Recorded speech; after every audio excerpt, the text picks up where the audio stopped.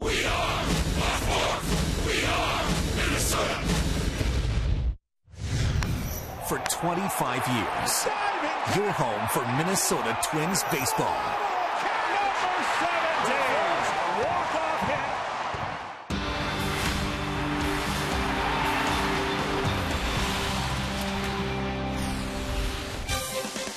Twins and the Athletics resume their three-game series at Target Field in downtown Minneapolis tonight after Minnesota came from behind to win the series opener last night 4-3. The Twins have now won back-to-back games against AL West opponents on this homestand and are 19-8 against teams in that division this year. They'll try to keep that rolling against the first-place Athletics here tonight. Welcome to Target Field with Roy Smalley. I'm Anthony LaPanta. Josh Willingham provided 2 home runs for Minnesota last night. Oswaldo Arcia hit 1, and that helped the Twins to the 4-3 win. For Arcia, it was his first home run in a month. He hadn't hit one since August 10th, but this is a young hitter who has shown great promise this year. He's got great power, and he's a very, very good low ball hitter. When he learns that, when he learns to lay off the pitch high in the strike zone, like this strikeout right here, there's a little hitch in his swing that makes him tough to catch up with high fastballs. But if he'll get the ball down, belt high or lower, like this one goes 430 feet. If he can learn to get his sights down in the zone, lay off the stuff upstairs until he gets 2 strikes and force to swing at high strikes, he could be a 20 to 30 home run guy. I really, really like this guy's upside. His home run last night was his 11th of this season. Only 2 rookies in the American League have hit more. Nick Franklin of Seattle and Connor Gillespie of the White Sox, each with a dozen. Arcia and the Twins try to keep it rolling against the Athletics here tonight. The other guy who went deep last night is a former Athletic, Josh Willingham. Dick Kramer and Bert Blyleven up next with more on his hammering of the A's.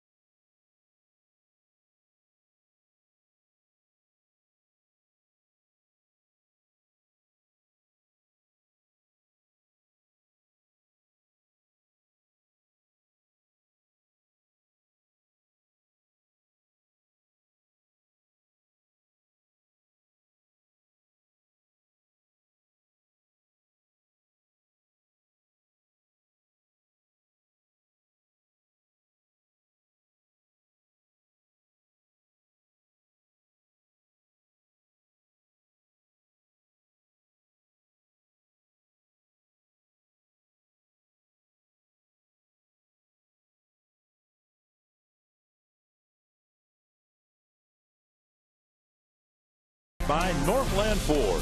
Visit northlandford.com and your local Northland Ford dealer today. And by Menards. Save big money on all your home improvement needs at Menards. New socks, Wins have been hard to come by for Mike Pelfrey in his first year with the Minnesota Twins. He'll make the start here tonight against the Oakland A's as the Twins hope to win this series against the apparently playoff-bound Oakland A's. Dick Bramer, Bert Blyleven with you from Target Field. The Twins won the opening game of this 3-game series last night. Josh Willingham is healthy, and he was playing against the A's, so maybe we shouldn't be surprised he had a good night last night. Yeah, he really definitely likes playing against the green and gold, a team that he played for a couple years ago and hit 29 home runs for him. But over the last 10 ball games as a Minnesota Twin, he is hitting .405, 7 home runs. He's driven in 17 runs. Good to see Willingham connect with a couple pitches last night and help give the Twins a win. Well, the Oakland A's do appear to be headed for a playoff berth again this year. Last year was not a fluke. And I don't know where the A's come up with them, but every year it seems like they have a different cast of really good young starting pitchers. Yeah, Sonny Gray, what a great baseball name right there. He's making his first career start against the Twins, only his 7th career start overall out of Vanderbilt University, where he had a very good career. But you can see the Oakland A's, they are a sneaky staff, combined with a 3.77 earned run average as a staff. The old guy right there, Bartolo Colon, surrounded around a lot of youngsters. Well, Mike Pelfrey, in his first year with the Twins, will be making the start here tonight. We don't know how many more starts he has left. If, in fact, this would be his last start, he'd like to go out on a high note.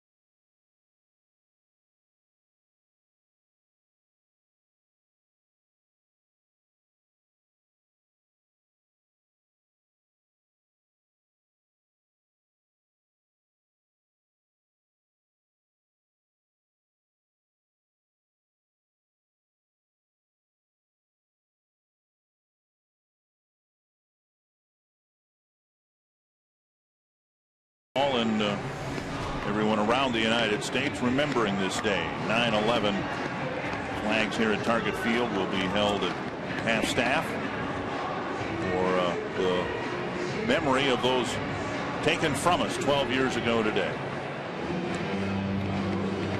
Oakland A's come to town. They had a little momentum before the Twins derailed the playoff ride for Bob Melvin last night. Twins with a rare one-run win against the Oakland A's. Rare because the A's don't lose many of those. The Menards batting order for Game 2: Coco Chris, Josh Donaldson, Jed Lowry, Brandon Moss, Yoenis Cespedes, Derek Barton, Seth Smith, Stephen Vogt, and Eric Sogard.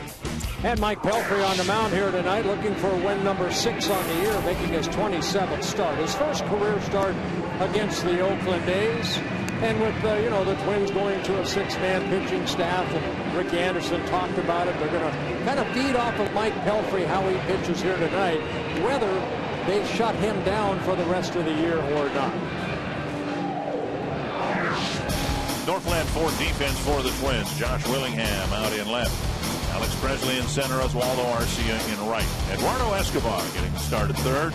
Florimon Dozier, of course, up the middle. Chris Parmelee at first. And Chris Herman behind the plate. Saw a lot of Escobar early in the season. He was sent down and actually did exactly what the Twins hoped he would do. He rediscovered his hitting stroke. Hit the ball pretty well at AAA. Hit over 300 down there. So he's getting an opportunity to play some third here tonight as Trevor Plouffe is a designated hitter. Gorgeous night here in the Twin Cities. And we're glad you're spending part of your Wednesday night with Twins baseball. Coco Crisp will lead off. Josh Donaldson and Jed Lowry facing Mike Pelfrey, who has won just 2 of his last 20 starts.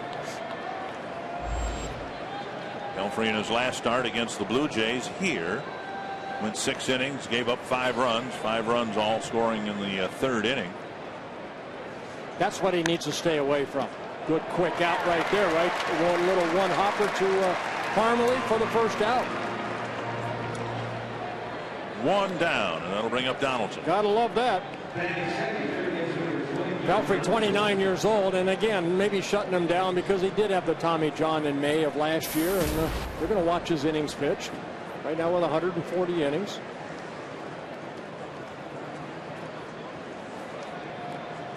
One down quickly. Josh Donaldson, the batter.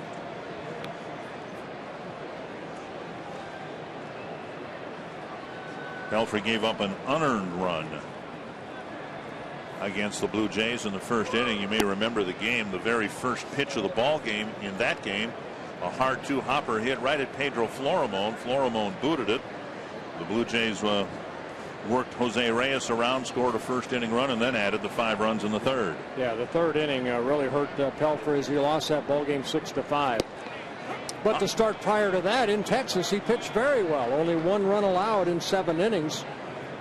He's gone only 7 innings twice this year, but what the Twins were looking for out of Pelfrey this year is quality starts, and he's only given them 12 of his 26 starts have been quality starts.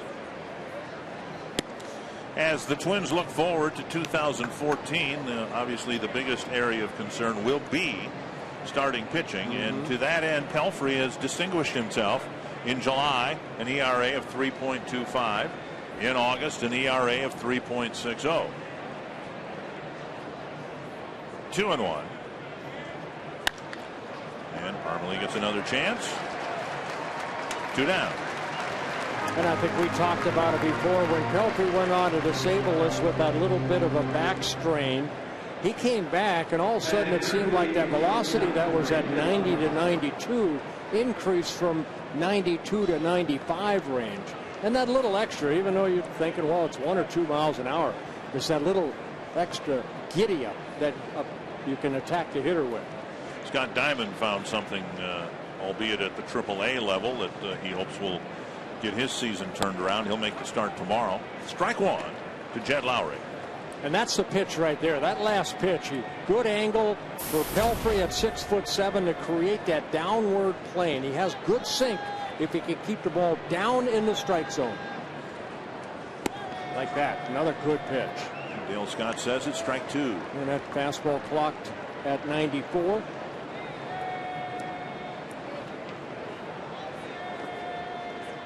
I think throughout the summer too, we've seen him speed up his delivery a little bit too, which helps your defense. Just missed the corner and took a couple of steps, actually stepped off the mound thinking he had hit the corner. A bit of a smirk on Pelfrey's face. Well, when I talk about speeding up your delivery, it's between throws, not as far as what he does. Good pitch right there. Now driven foul, still 1-2. Yeah, when he gets that ball back, he used to maybe almost walk around the mound a little bit. Now he kind of gets back to that pitching rubber. He does have a very slow, deliberate delivery once he starts his windup. But it's this time right here, pick it up a little bit, and I think he's done a better job of that. Working off the first base side of the pitching rubber.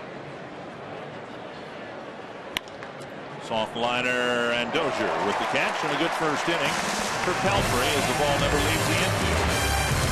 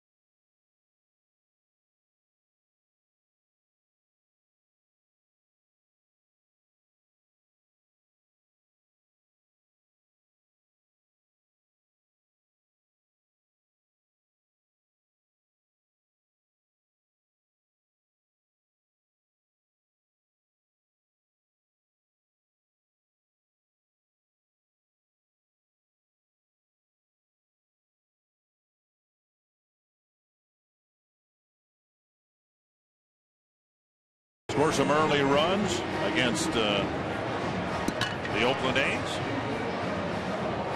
Look at that, how evenly the matchup has been in the Ron Gardenhire tenure in 100 games.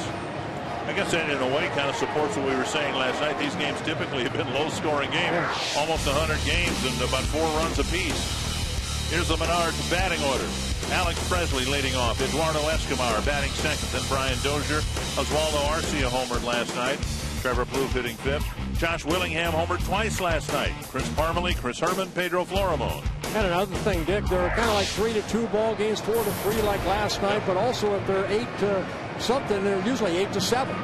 Well, Sonny Gray, what a great baseball name right here, making just his 7th major league start. Now, keep an eye on him the first 2 innings. He's allowed 15 runs this year, and 11 of the 15 have been off of him in the first 2 innings.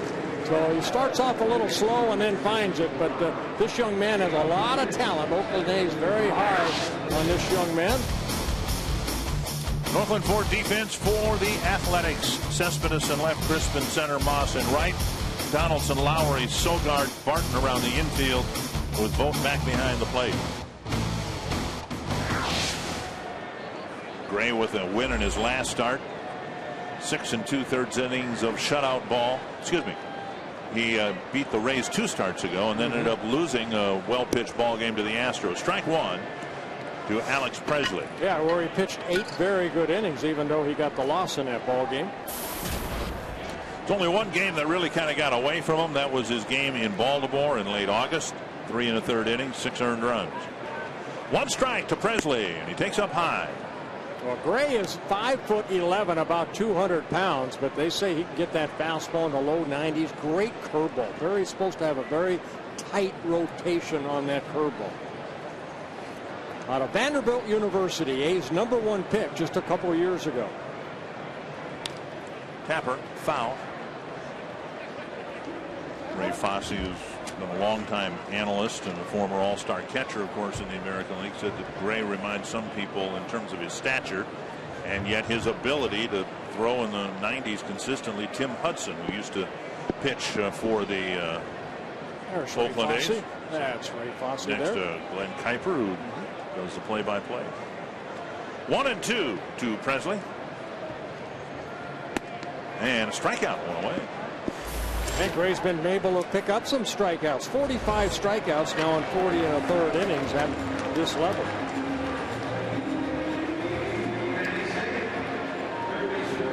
Came up earlier this year in the bullpen, made 2 relief appearances and then recalled, and he's been in the starting rotation ever since, making his 7th major league start. Escobar's first plate appearance since returning to the ball club after the Rochester season ended. Sent down with a .214 average, and as Bert mentioned, he hit over 300 at AAA. Foul back, a strike. Yeah, Escobar down in Rochester, played in 43 games. He had 51 hits and 166 at-bats, a .307 in batting average. Breaking ball, strike 2 call.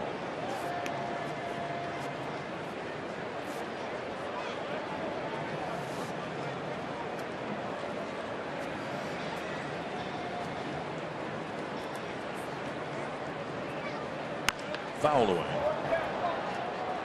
The A's keep coming up with them. Good young starting pitchers. And very often what happens are with them for a year or 2, it seems, then they're dealt for even younger starting pitchers.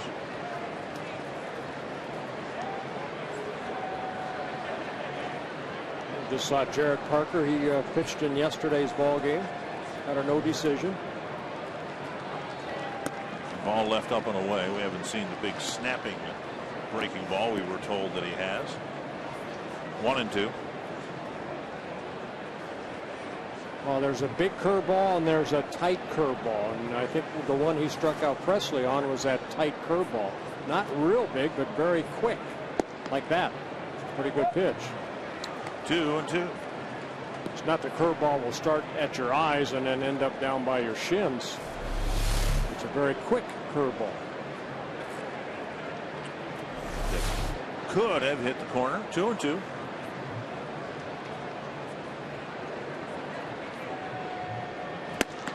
Called third strike. Escobar called out, 2 down. Try to find out what that home plate umpire, that being Dale Scott, will give you. He's a crew chief here. And it looked like he made that curveball was a strike, looked like a wave, but then he went inside, and Dale Scott kind of moving with the catcher in the upper part of that box track strike zone, but it was a strike. Rest of the umpire and crew, Miller, Tichenor, and Buckner. 2 down, 2 strikeouts. Brian Dozier at the plate. And a fastball down the middle of strike.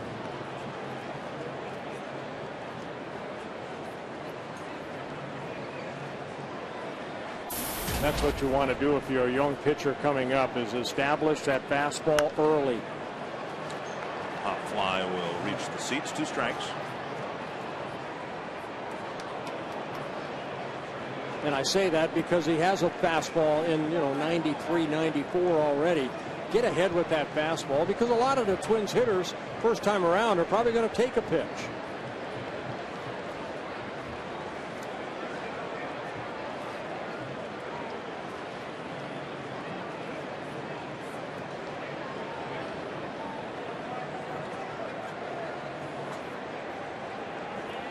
Two strikes. Tapper left side. Donaldson fires on the run. Dozier retired, and a 1-2-3 bottom of the first for Sonny Gray.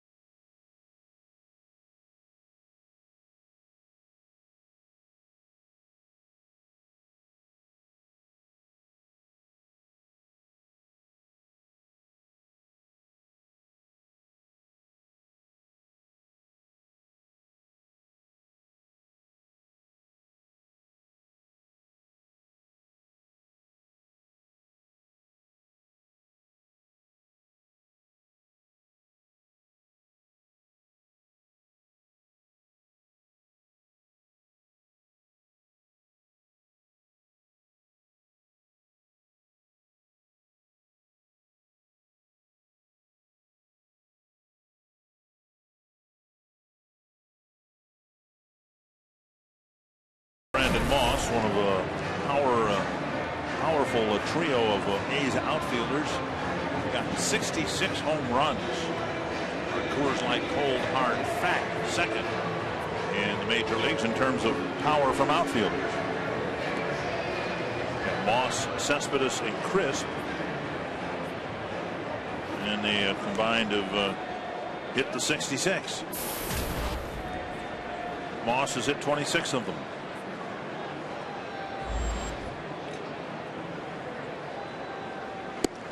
Strike one. Moss, Cespedes, and Barton will face Pelfrey here in the second inning. Well, I mentioned for Sonny Gray, if you haven't faced a club before, get ahead with that fastball. That's exactly what Mike Pelfrey's been able to do. Foul back, 2 strikes.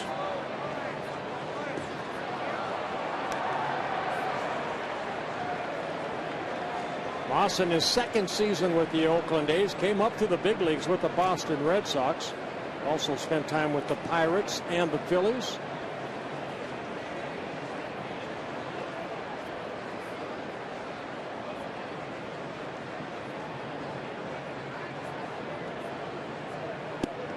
Down and away, and it's 1-2. And you saw the movement of that pitch right there by Mike Pelfrey.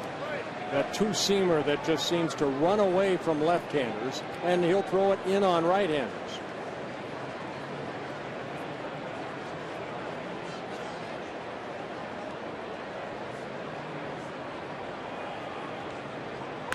foul back.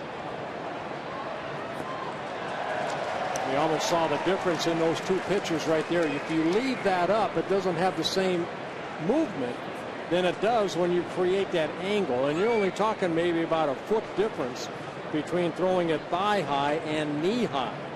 When that ball is around the knees, that ball dips a little bit. Or you keep it up, it straightens out. 1-2 to Moss. Going fastball in. And tried to hit that corner but missed. 2-2. The wins over the last 20 starts have been in Detroit, 3 earned runs in 6 2/3 innings. And in Toronto, no runs in 6 innings. And there have been some other competitive quality starts along the way. That's inside. And Pelfrey again thought he had the corner. Tried to go inside. Time he turned his back on Dale Scott. That's the second pitch already in the game where Pelfrey thought he's had a strike right there on the inside corner. Well, remember, Escobar was struck out on that same pitch. Driven to the corner, but foul. As a pitcher, all you're looking for is consistency out of that umpire. If he's going to give it, on the inside more than away, then you're going to, you expect that as the game goes on. Dale Scott's been umpiring a long time. He's usually, I pitch to him. He's usually very consistent back that there. Long? Yeah, that's a long time. The left center for the gap. Willingham will chase it. He won't get there. One hops the wall. In fact, it goes over the wall for a ground rule double. So instead of striking out Moss, it's a ground rule double leading off the second inning. Well, again, if you're not going to get that ball down that angle, it's going to stay up, and that's exactly what that ball did right there. Pretty much right there, and Moss hitting it sharply the other way. And for Moss, that's his 16th double of the year. Cespedes will bat with Moss at second. Nobody out.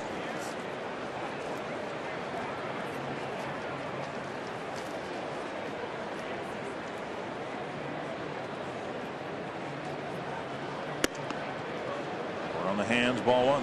Yeah, one thing about Dale Scott, this is his 27th year of being a Major League umpire. He started back in 1986.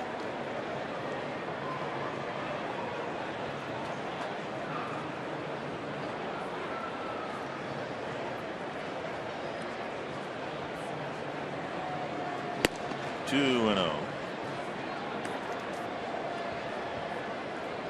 The A's, before coming to Minnesota, had a 4-game series at home with Houston. The Astros won the first game, then the A's came back and won the next 3. And they would like to, having already lost the first game, respond similarly here in Minnesota. 2-0 to Yoenis Cespedes. Driven a base hit to right center field, and it may run the gap as well. Backhanded by Arcia, and it's a RBI double for Cespedes behind the Moss double. Yep, back-to-back doubles. Cespedes picks up his 20th double of the year, driving in his 67th run. It's an early 1-0 lead for the Oakland A's. Both doubles to the opposite field. Just a fastball away that he just took over the head of Dozier. Into right center. Now Derek Barton will hit.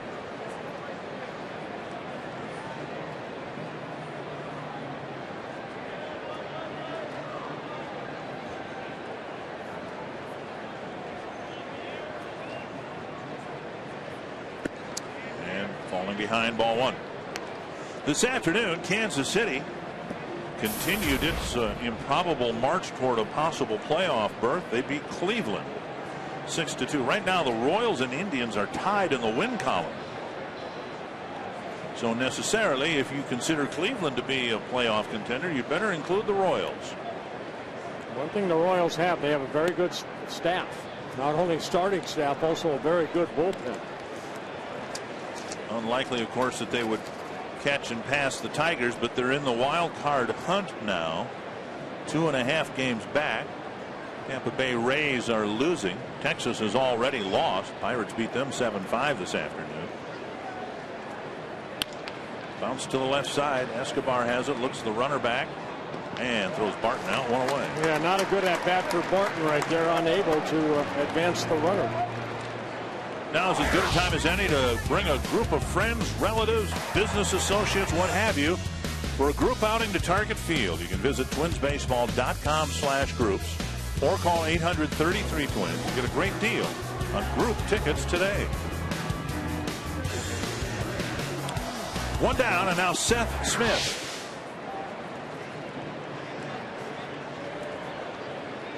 Smith serving as the designated hitter for Oakland. Smith in his second season came up with the Rockies, got traded over to the Oakland A's in 2012. Dribbled up the line, foul. The A's DHs have not done much. The team is hitting .249. The designated hitter is supposed to be one of your better hitters, and they've run a bunch of people through that position, as is the custom these days. And the A's DHs, they had one of the better ones. Their hitting coach was one of the better ones, Chili Davis. A's DH is hitting just .220 with 14 homers and 61 runs batted in.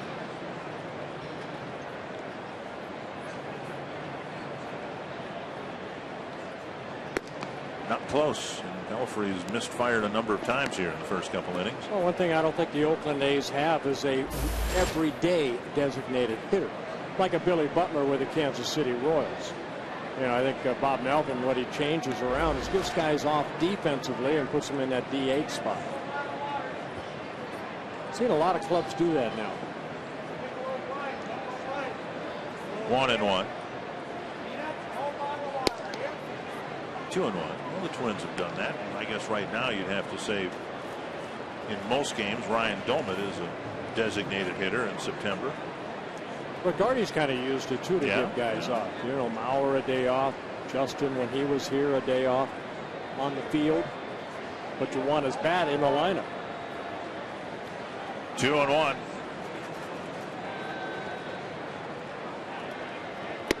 Three and 1. Vogt on deck.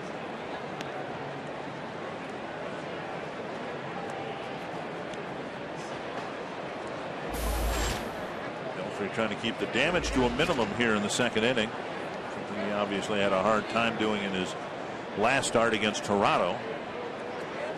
And the Blue Jays scored 5 runs in the third inning.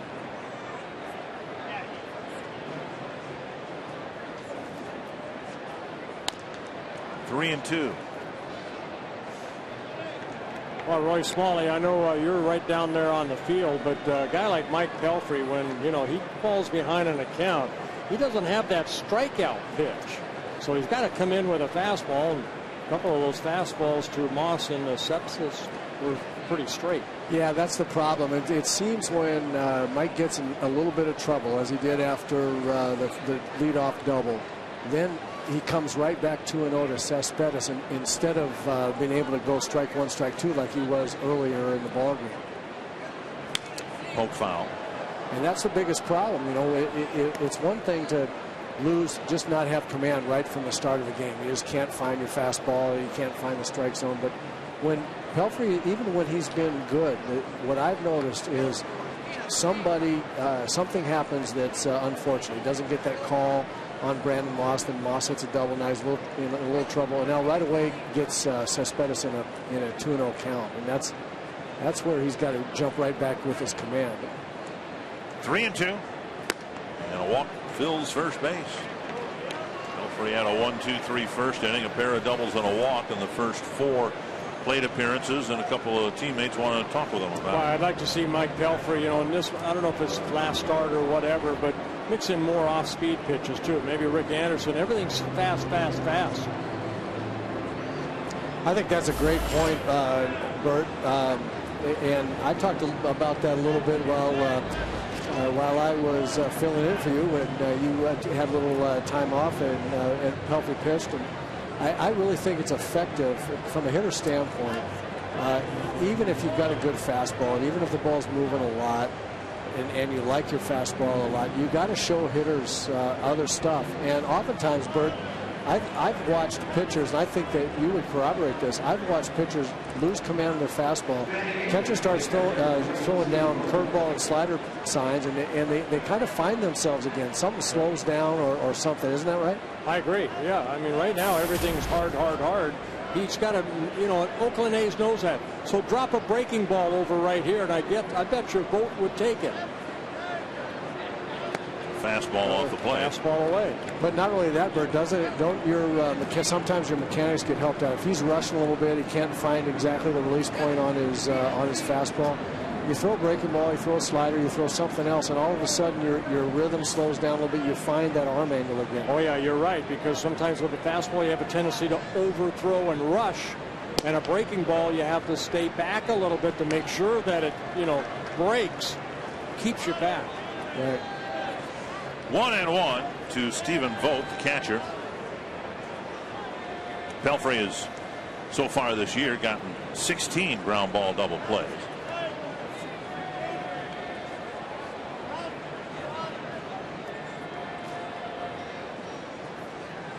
Foul back, 1-2. Even that pitch up right there, you got to get there. You don't want a double play. You want that two-seamer that we showed you earlier in the ball game. Tomas, that was down. Take a look right here. Let's take a look at his delivery right here.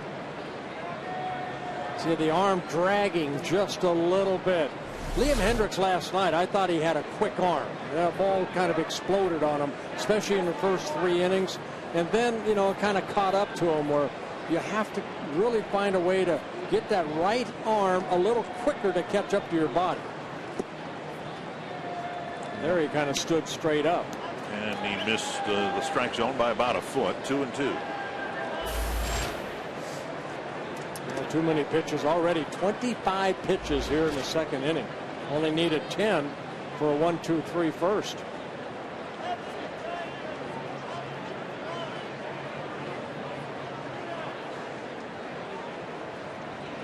That foul tip. Herman hangs on, a strikeout for round number 2. And Pelfrey picking up a big strikeout, his first. See, Voigt went out of his swing zone right there to chase that high fastball. I'll bring up Eric Sogard. See the location, not where Herman intended, but strike 3 nonetheless.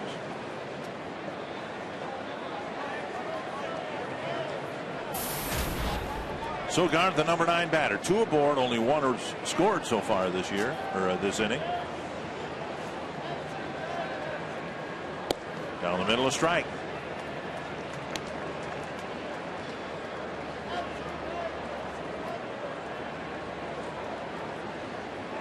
Sogard in his 4th season with the Oakland A's. First season he's been up pretty much all season long. Last 3 seasons up and down between AAA and Oakland.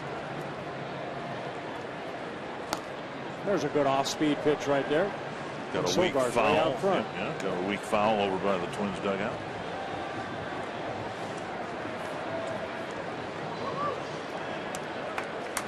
Well, it's been a long inning for Pelfrey and his teammates out in the field, and he can wrap it all up here with just 1 run scored if he can get Sogard.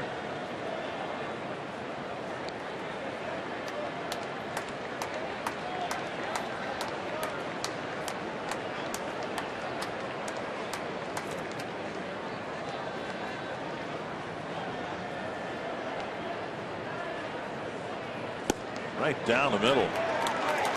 Pelfrey walks off the mound. He gave up a couple of doubles to start the inning. A little bit of damage control kept it a 1-0 ball game.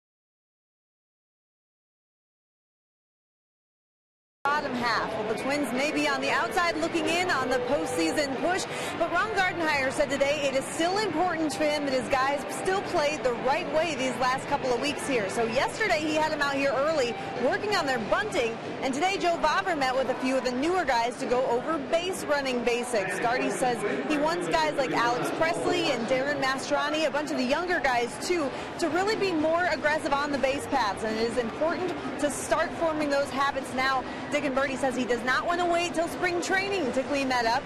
They've still got 3 weeks left to teach these things. Yeah, and in Presley's case, Jamie specifically said their concern was Presley might be a little gun shy after trying a stolen base, getting thrown out to end the ball game here against Toronto. Arcia to lead things off in the second, then Bloof and Willingham. If you're a baseball player, September is just as important as April and the other 4 months. Sometimes more important if you're a young kid getting an opportunity to get a cup of coffee, what they call a September call-up, to make an impression. 1-1 to Arcia. Got a hanging changeup last night and hit the stuffing out of it. He hit it 438 feet to right center field, and he hit it almost as high as he did forward. I said that was kind of like a Jim Thome type shot. Back to the mound. Arcia retired, 1 down. You can get involved in our broadcast. Let us know who you think will be the Arby's Value Player of the Game. Text the word value followed by a space in the player's name to short code 234234. Trevor Plouffe will hit with 1 gone in the second inning. Plouffe had the average up over 250. Now a couple points below.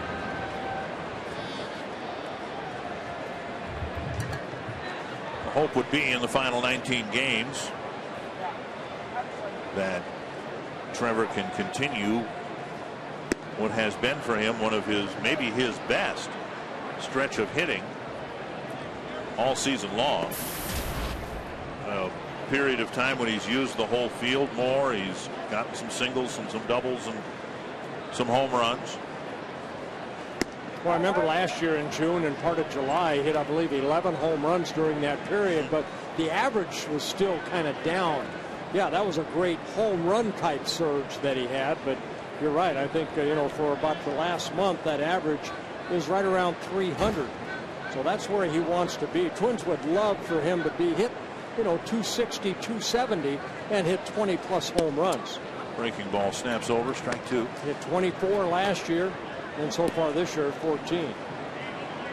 Guys, I've been watching Trevor for some time now, last couple of weeks in batting practice, and I've never seen him hit so many balls to the right side of the field, right side of the diamond in batting practice. He and Tom Brunansky are working very hard on shortening up his higher leg kick. He doesn't kick as high. He lets the ball get deeper. And I think we're seeing the results of his trying to use practice using more of the field. 2-2. Strike 3. Third strikeout already for Gray. Yeah, there's the curveball right there. It's not a big curveball. What it does, though, is very tight rotation. You throw that fastball in the low 90s, and then it looks like a fastball, and then you can see the tight spin on that pitch. That's a great curveball, Bird. I'm going to tell you what, I'm very impressed with this young man. He's got a lot of late life in his fastball, which you have to respect. A guy throwing 92, 93 with it, and just keeps riding at you. But that curveball is a nasty. That one he struck Trevor out, that was nasty. Yeah, good tight rotation. You bet. That was late. It was like your curveball in that it not as good yet, but it has a lot of break very late. And that's what makes a good curveball. Make it look like a fastball, and then it just drops. Now going inside with a fastball. And good pitch right there. Hit the glove of Vogt.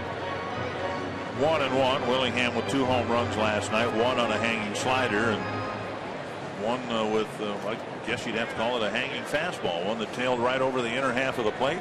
Yeah, even Ryan Cook said he threw him a cookie. This one driven hard to the gap. Willingham will hold up with a single. First Twins hit. Willingham driving one through the shift. The Twins have a base runner with 2 out in the second. And he continues to hit the ball sharply against the Oakland A's. Came in hitting .405 against the Oakland A's with 7 home runs and 17 RBIs. 15 hits in 37 at-bats, and it's another base hit. There's something that we haven't seen Josh Willingham do in 3 months. He hit a line drive to the right of second base on a fastball. During the slump, it looked like he was so pull conscious. Chris Parmelee, the batter. Down and in a ball. Parmelee's second straight start at first base. Hey, Roy, were there clubs that you just knew when they came into town you're going to have good success against? Yeah, it's amazing how that works. Cecil Cooper and I, after the first 4 years that Seattle was in the Kingdom, we held the record for most home runs by visiting player. I used to just kill Seattle, and especially in that Kingdom. And you just walk into the place and you expect to do well, and you can't explain it. You just expect it. Side 2-0. Parmelee 1 for 2 with 2 walks in the game last night. And I'd have to say the same things for a pitcher too. There's certain ballparks you've had success in. You go in, it's that positive thought, everything's rosy. And then there's other places you go and you go, oh God, I wish I wouldn't pitch in here today.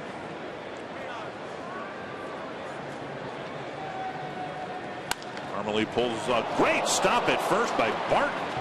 Diving to his right, taking a hit away from Parmelee and wrapping up the second inning.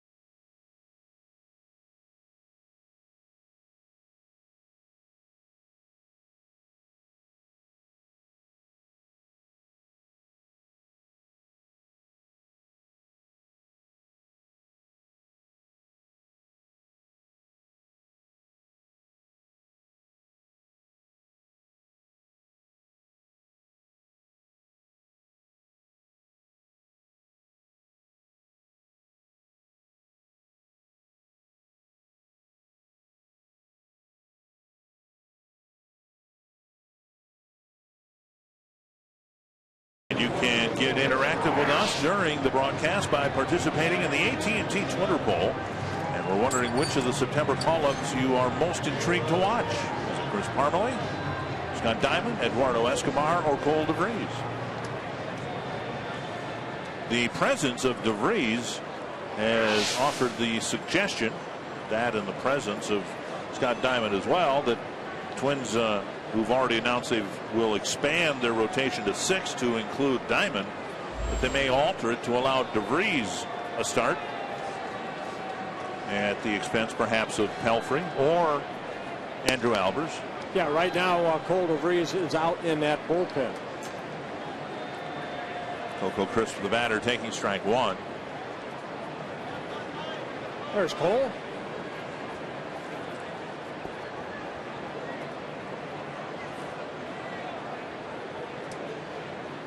And now outside, 1-1. Well, that's a changeup right there. So, like I mentioned last inning, you have to mix in your other pitches too. 29 pitches used in the second inning, so he needs a quick inning.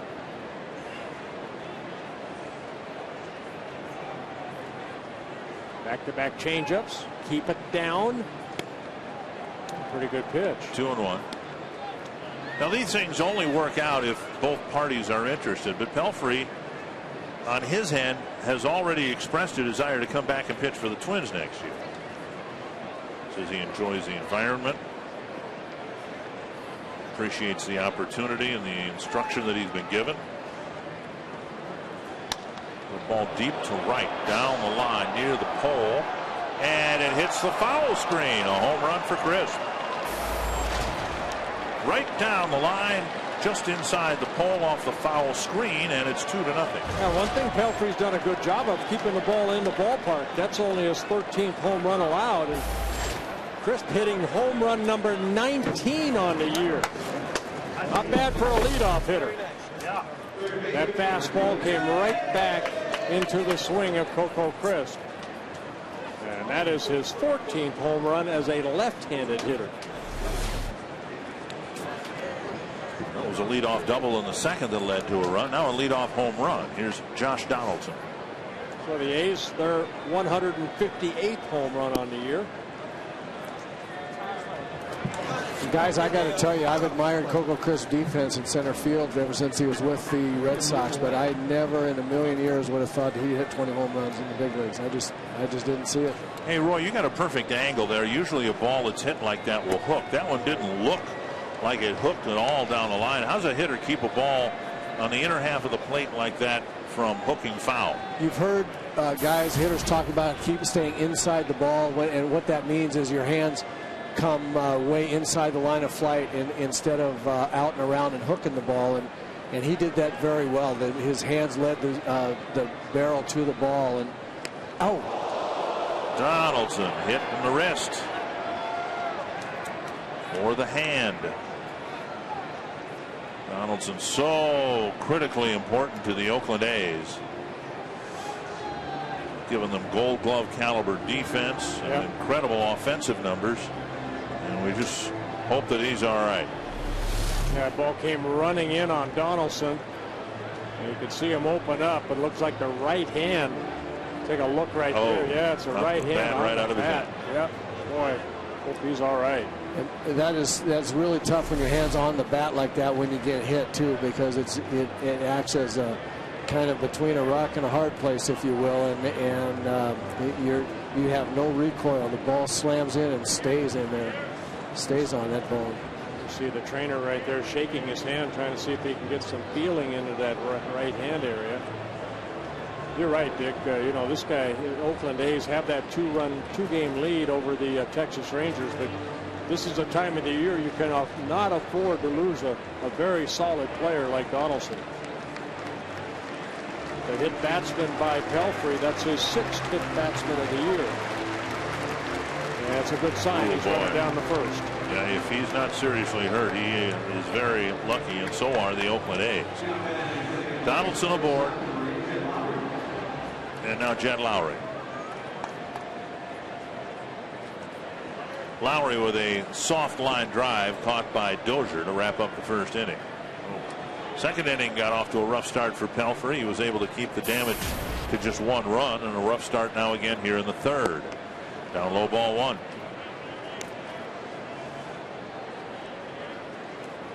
And I think when Pelfrey gets into this position, a runner on base, everything just slows down. And another reason that I think he's been so inconsistent this year, can't keep a good pace going.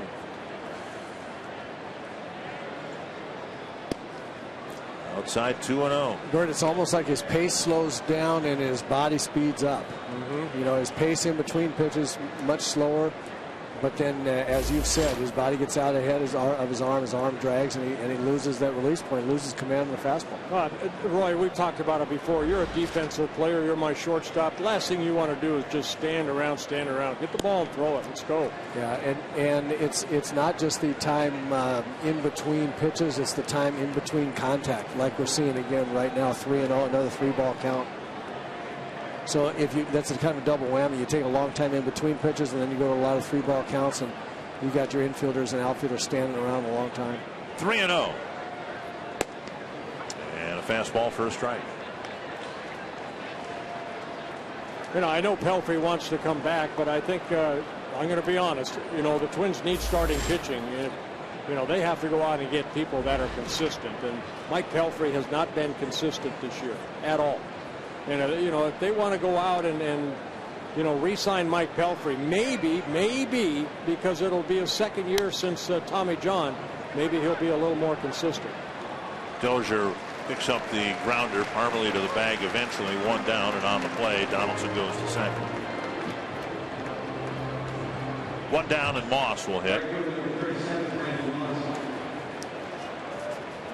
You know, Twin starters have been very inconsistent. 38 and 59 as a staff. That's 21 games under 500 with an ERA at 5. As Tom Kelly would say, that's unacceptable. Because of that, particularly if they shut Pelfrey down, but the Twins are going to have just one pitcher who would log enough innings to qualify on the ERA chart at season's end. Anthony Swarzak. No, that's the surprise. It's not their long reliever. Kevin Correa has already thrown 167 and a third innings, and for leadership in the ERA category, you have to throw 162 innings, an average of 1 inning pitched per game played. And it looking more likely that Pelfrey's not going to get there, and there's really nobody even close. There's just a couple of other guys over 100 innings.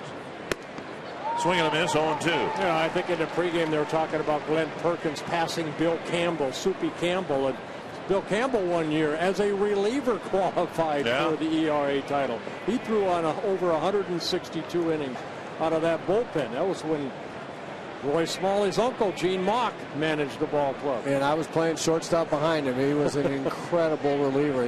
He could throw every day and throw you 4 innings every day. You know, he's a part of our fantasy camp every year down in Fort Myers, Florida, and he still looks like he could pitch at this level.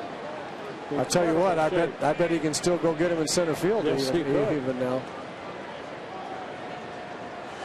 In 1976, take a look at the pitch in on the corner, and that's then the frustrating pitch for Pelfrey because he figures he should have had that called a few times earlier.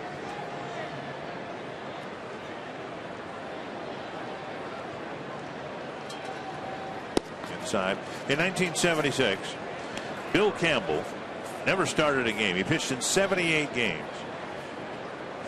He threw 167 and 2/3 innings and won 17 ball games. He was the top winner on the staff that year. He was a vulture. And the only reason that he didn't have more saves is because Gene used to he'd bring him in the 7th inning. So here, just finish it off as best you can. Yeah, give up a couple runs and then we'll come back and win the ball game. 2-2 with 1 gone here in the 3rd. Soupy could pitch. Missing inside, 3-2.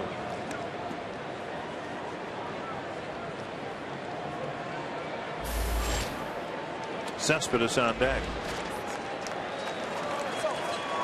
Does his right arm still turn just a weird way because of that screwball he threw all the time, Bert, when you see him down there? Oh, yeah. He can still throw it.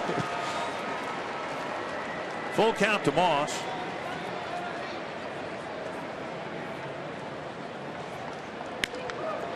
To center field, and a good read by the runner Donaldson at second. He'll score, and it's a 3-0 ball game. A little flare into right center. Moss with his second hit. Yeah, kind of got jammed right there, but you know, Moss very strong. He just fought it off and hit in the short right center. Picks up his 74th RBI. Take a look at the pitch. It's up in the zone. And that ball came back again, almost the same pitch that Coco Crisp hit out, but Moss kind of jams himself and hits it softly for the RBI single. Cespedes drove in the first Oakland run with a double. In the last 10 plate appearances, the A's have taken a walk,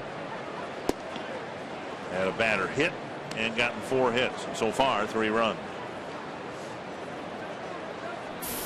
I will tell you one thing, guys. If Pelfrey's not going to get that inside corner call that he's now thrown it right there and not gotten the call, it's going to lead to innings like this. And as a hitter, you might expect me to not want that, an expanded strike zone, but that's not an expanded zone. I mean, I don't. I don't like the boy, if you can throw it 4 inches off the plate and throw it there every time, you ought to get that call to strike attitude. But if it's on the black with 2 strikes, I think it ought to be a strike. 1-1. Behind first. Parmelee with a basket catch. A very nice grab by Chris Parmelee for out number 2.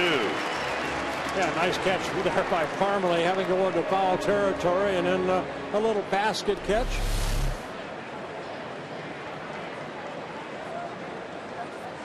For the second out of the inning. And that keeps Moss at first base.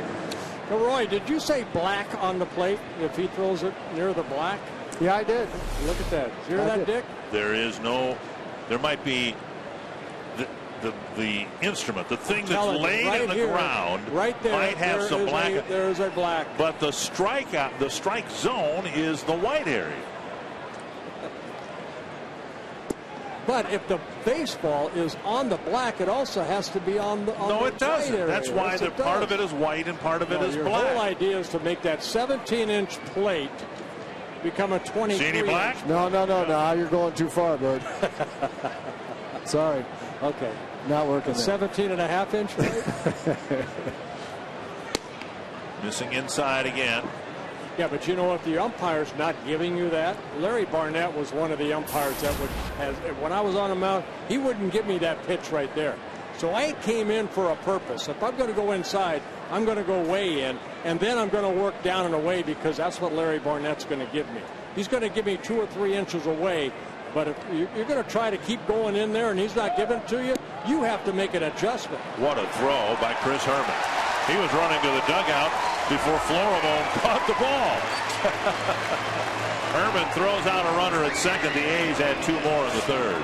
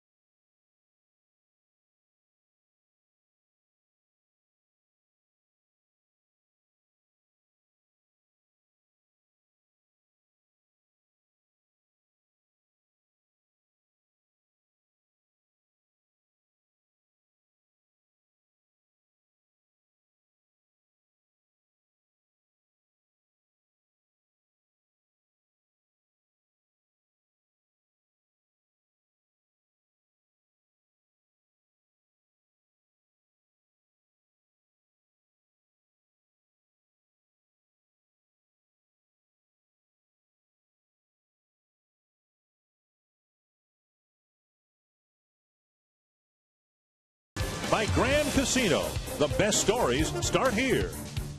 And by Sanford Orthopedics and Sports Medicine, for the everyday competitor in all of us. Chris Herman will lead off the bottom of the third. He ended the top of the third with an accurate throw to second base and seemingly knew it was the third out before it was actually recorded. All right, take a look right there. Herman saying, okay, even before the tag, I knew I made a great throw right on the mark. Herman, Florimon, and Presley will hit in the third. The Twins have a hit, but really haven't threatened to score yet. The hit coming with 2 outs in the second. Yeah, Sonny Gray on the mound starting his third inning. 27 pitches, 18 for strikes, and making his 7th major league start. 5 of his first 6 starts have been quality starts. Up and away, ball 1.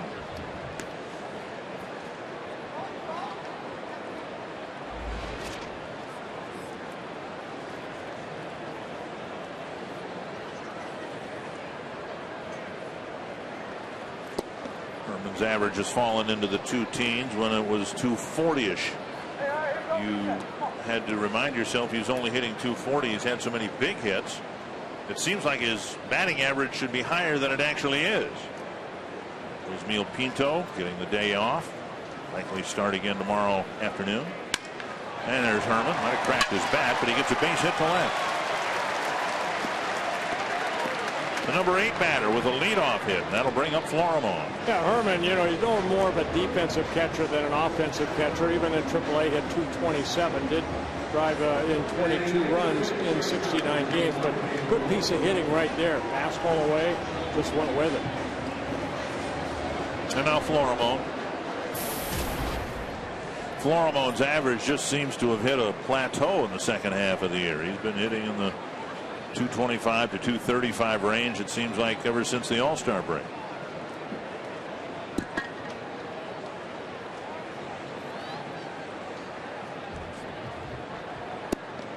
Taken low, ball 1.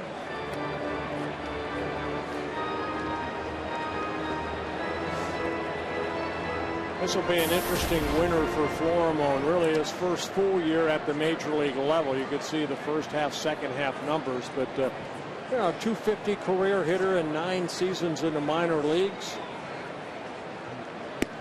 I think as the summer has gone on, he's gotten more and more confidence. I think we've seen a better play at short, and you know, you get that ball down in the strike zone. I don't know how you feel about it, Roy, but I think this young man right here has got a good future ahead of him if he stays healthy.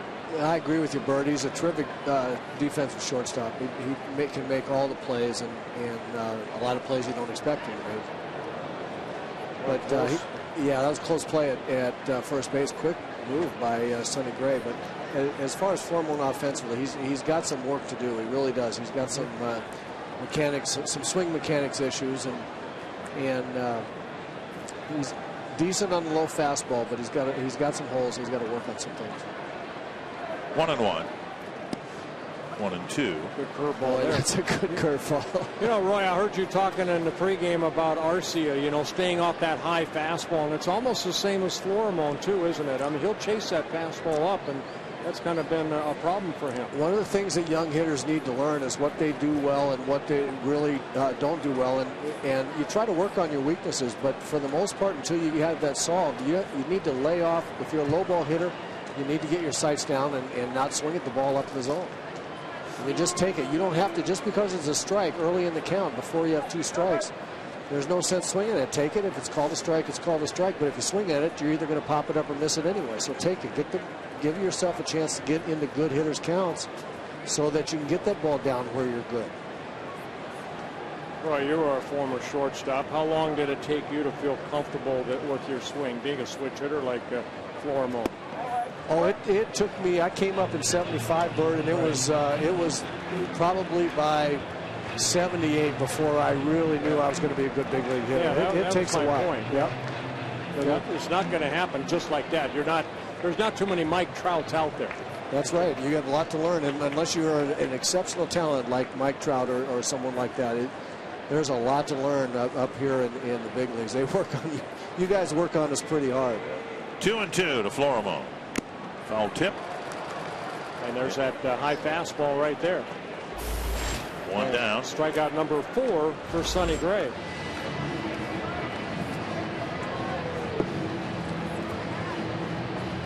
And that'll bring up Alex Presley. Let's take a look at this strikeout right here, the 4th by Sonny Gray, up in the zone. And that's that pitch right there. Roy, that's Arcia right there, exactly in the pregame you were talking about. That's exactly right, and both guys have a little bit of a dip in their hands. They hitch down just a little bit, and so the big end of the bat gets a little bit below the line of flight of the ball, and they can't catch up with it up there. Down is okay, but up there it would be very difficult with those swing mechanics to catch up with that ball. Presley takes ball 1. Is it quickening your hands? What is it? I mean, he kind of brings his hands back a little bit. Is it a shorter swing? Yeah, he's got to learn to keep his hands above the ball and the big end above his hands a little bit better. You saw in that swing where his hands dipped, that dipped the barrel of the bat. and then he just never could catch up. You know, you talk about hand-eye coordination, and really it's when you're hitting, it's the hand-eye coordination.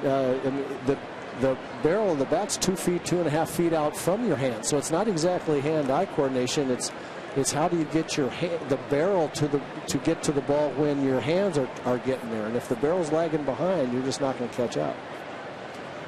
1-1 to Presley. Yeah, I guess I'd take everything what Roy talks about into the pitcher's mound, and the same thing we're talking about Mike Pelfrey. If you fly open and you drag your arm, it's hard to get out front, you know, and work out front. Same thing what Roy's talking about, the snap of the wrist. It's exactly the same thing, Bert.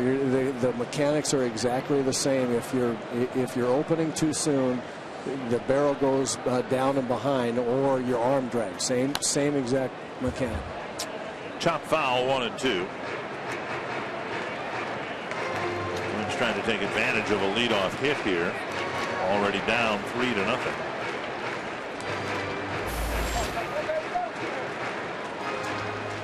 Well, when Gray got called up earlier this year in July, they put him in the bullpen for a couple of relief appearances and then optioned him back to AAA Sacramento.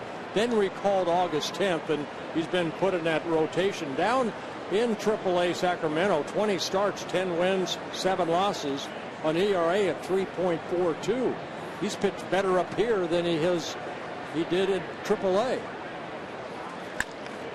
Lifted to left center, crisp over. Catch made for out number 2. And before Escobar comes up, the sports and highlights show you've been waiting for is here.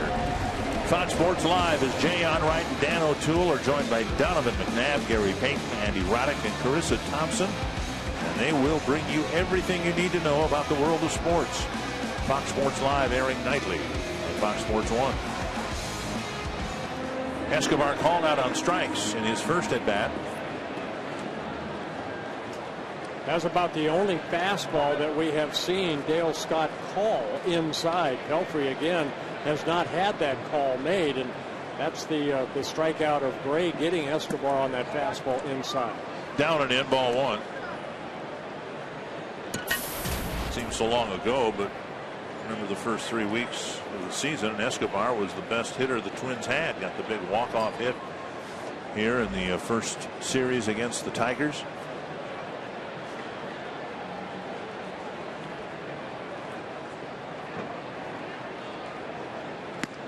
I think, and we'll see more of him, of course, in September, but I think you can imagine Escobar being part of the solution here for the role that he's equipped to play, a utility player. You can, at least I can, picture him being a utility player on a championship ball club. Yeah, almost like a Jamie Carroll. Carroll did that for a long time. Play a lot of different positions. 2-0, 3-0 with Dozier on deck. I think the question is can he hit at this level? Right. Well, that will be the competition among the guys that are candidates to be the utility infielder, won't it? Doug Bernier has shown that he can flat pick it out there at 3 positions. Escobar has played well defensively. So they've got at least 2 guys, maybe 3 in the organization that can catch the ball. It's who's going to give them the best chance of getting a hit off the bench or in a reserve role. Here he draws a 4-pitch, 2-out walk, and Dozier will come up with 2 men aboard. That first walk for Gray. You know, that's one of the things about the roster too this year as we think back to where this season all began in April. And Escobar and Carroll both made the team. They weren't starters for the most part. They were, bench players, but they were almost a redundancy. And when the Twins decided to go to 13 pitchers, you're left with just 3 bench players, and you had 2 guys who were essentially the same player. And of course, Carroll now traded to Kansas City. Off to a very slow start there, but the Royals have the best record in the American League since the All-Star break. Strike 1 to Brian Dozier. Yeah, good curveball right there for strike 1. What that curveball does to a hitter is really get him on one pitch or the other. That's not a curveball that you can adjust to looking for a fastball. Another one in the dirt, 1-1. And that's really, really important. I think what a pitcher is trying to do, or what I think a pitcher should try to do, is just plant some uncertainty in a hitter's mind about what pitch is coming, or what side of the plate it's going to be on, or what speed it's going to be. Well, he's got a fastball, a good fastball, and a really hard curveball that I think you got to hit that curveball effectively. You have to be looking for it, which takes you off the fastball, and vice versa. And that's why that good a curveball is tough on a hitter. That's why I mentioned Mike Pelfrey in the second inning needs to mix up his pitches, especially that first count. There's another breaking ball. Third straight curve, and it's a 1-2 count. When you have a curveball like that, and I had a pretty good curveball. Yeah, not bad. You have a lot of confidence in that curveball as much as your fastball. And there's certain situations, certain hitters that you say, you know what, I can get this guy out with a breaking ball over the fastball. Don't want to make a mistake right here to Dozier. Wouldn't be surprised if he comes back with another one right here. 1-2 to Brian Dozier. Off the end of the bat, dropping for a base hit. They're going to wave the runner Herman around to throw a terrible one, and everybody moves up another base. Cespedes hooked his throw third of the way up the baseline. And Dozier dumps an RBI single into left. It looked like another breaking ball. He just left it up. It kind of flattened out a little bit and allowed Dozier to kind of hit that ball sharply like he did. So Herman, who has good speed as a catcher, being sent home right there by Joe Vavra. He scores the first run for the Twins. And an error should be charged to Cespedes. A couple of really bad mistakes by Oakland right there. I am absolutely with you, Bert, on thinking that Dozier was going to get another one of those good hard curveballs. Honestly, I've seen the pitch 3 times now, and live on our replay and up on the board here in the stadium. I still can't figure out what that pitch was. He hit it like it was a fastball. It was up high in the zone. It was maybe the worst pitch he could have thrown him after setting him up so well with those breaking balls. So I was right with you on here comes another breaking ball. And you said he wouldn't give Dozier a chance to beat him or to hurt him, and he did. And then Cespedes was just an awful throw, allowing 2 guys to move up. Yeah, no error on the play, just an RBI single, and Dozier going to second on the throw home. Arcia at the plate.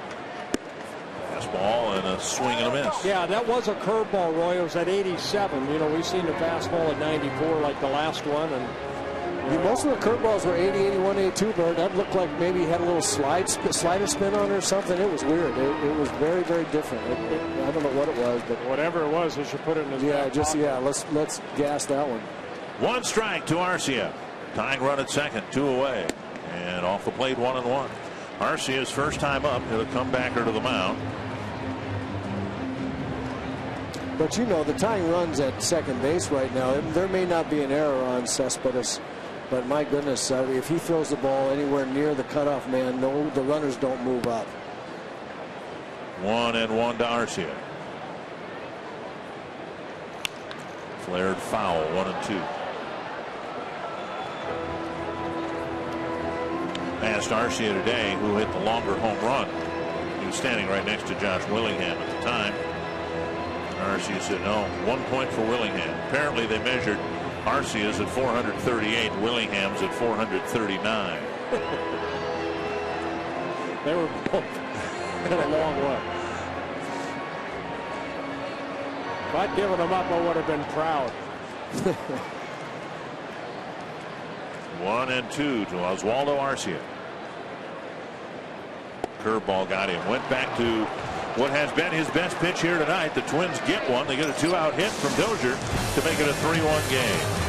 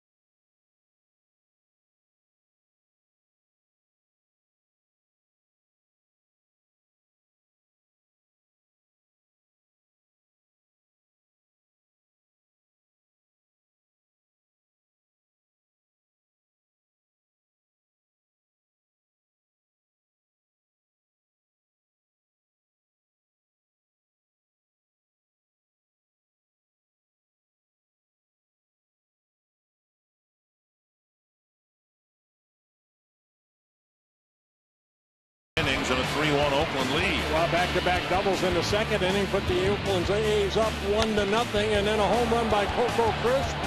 Then later in the inning, an RBI single by Moss made it a 3-0 ball game. And Sonny Gray, 5 strikeouts in 3 innings. He's thrown 51 pitches.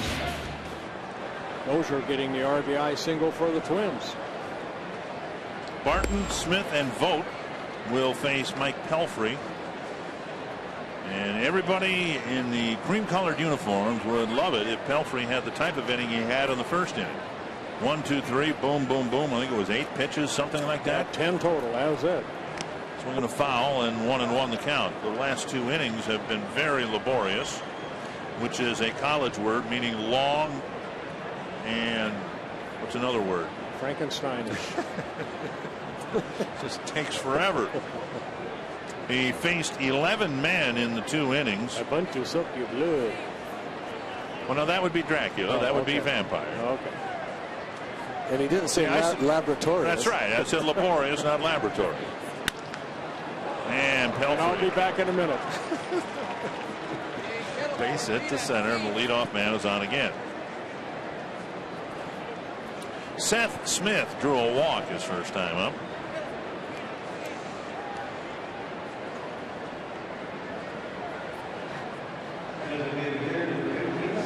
Okay, I'm back.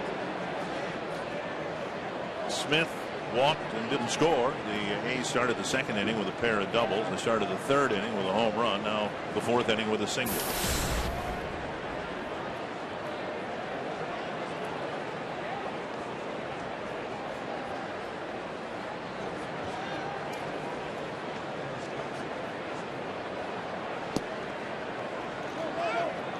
Herman didn't catch it. I think Dale Scott blocked it. Kept it from rolling off the dirt. Yeah, that's what Barton saw at first base. He took off for second base, but the ball did get too far away. He had to scoot back.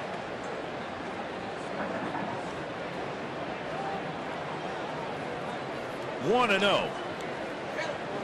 Seth Smith.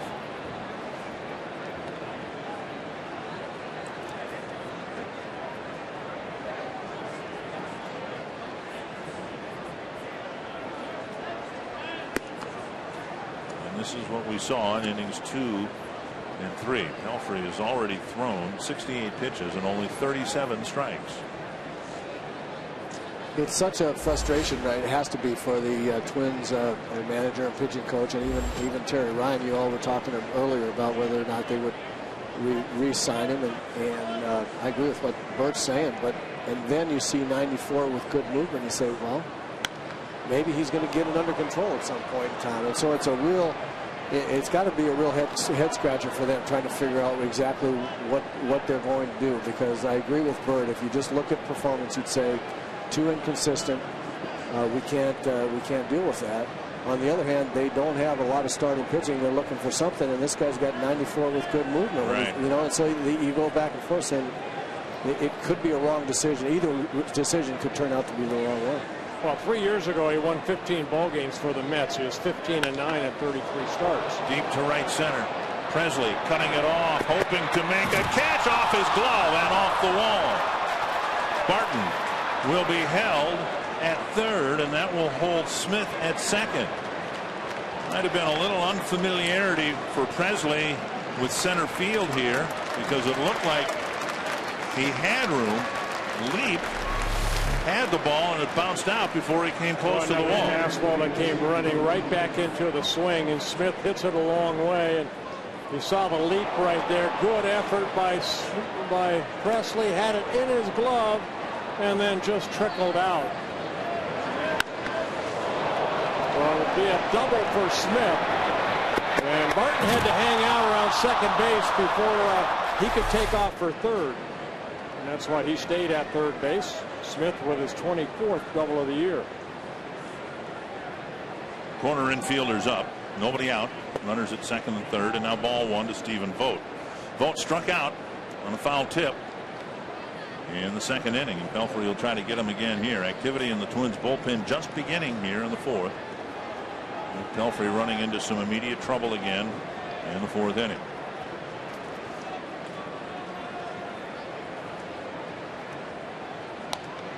dribbled foul. 1-1. Well, quality starts have been tough all season long for the Twins, and Mike Pelfrey, he's had 10 quality starts in 26 starts. And what's a quality start? Where you pitch at least 6 innings, give up 3 earned runs or less. Twins as a staff have only 57. That's the fewest in the American League in quality starts. So we showed you a graphic in the pregame about how many comeback wins the Twins have had, 59%. It's because the starting staff has put the offense behind the 8 ball. This one will drop into right field for a base hit, an RBI single for Vogt, and it's 4-1. And everything now is up in the strike zone. You're right, Bert. The one thing that will frustrate pitchers, oftentimes I see frustrated body language because they jam guys, just like Pelfrey's given up, 3 or 4 like this. He got in on him again. And, yeah, but that's belt time. Right, and that's the point I was going to make. What you understand, what a lot of guys don't understand, is if that ball's down, it's you jam him with a ground ball, a weak ground ball. But when it's up, big league hitters are strong enough to muscle it into the outfield. He has to pitch down. You keep saying it, and that's one of the examples. And they either hit it hard, or even when they hit it softly, if it's up, you can get it over the infield. First and third, still nobody out. Sogard called out on strikes his first time up. Yeah, the middle of the infield for the Twins about halfway, not all the way in. Only behind 1-0.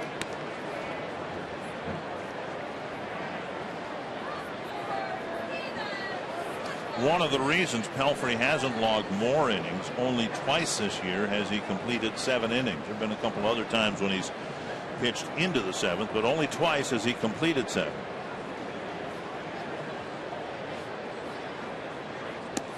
And at the rate he's going, even if he were allowed the opportunity, he might not complete 5. And you have to look at home away road too. Here at Target Field, Mike Pelfrey, this is his 14th start here. He's 2-5 here at Target Field with a 5.5 earned run average. He's actually pitched better on the road. Won his first 2 decisions here back in April. 2-0. Well, back 2-1.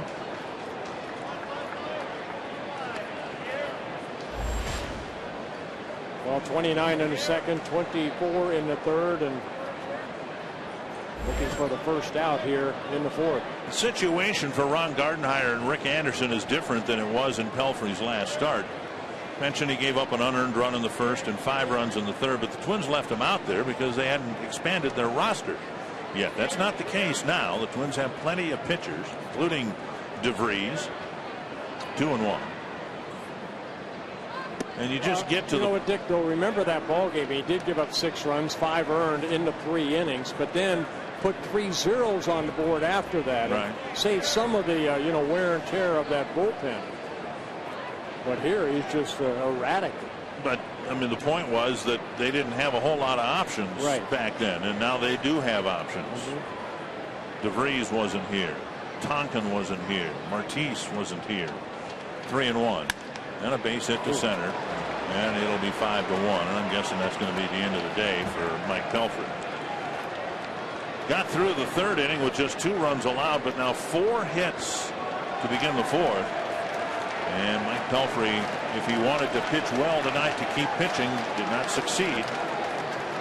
Smith scores, and the A's have jumped out in front here with nobody out, runners at first and second, and we'll have a pitching change.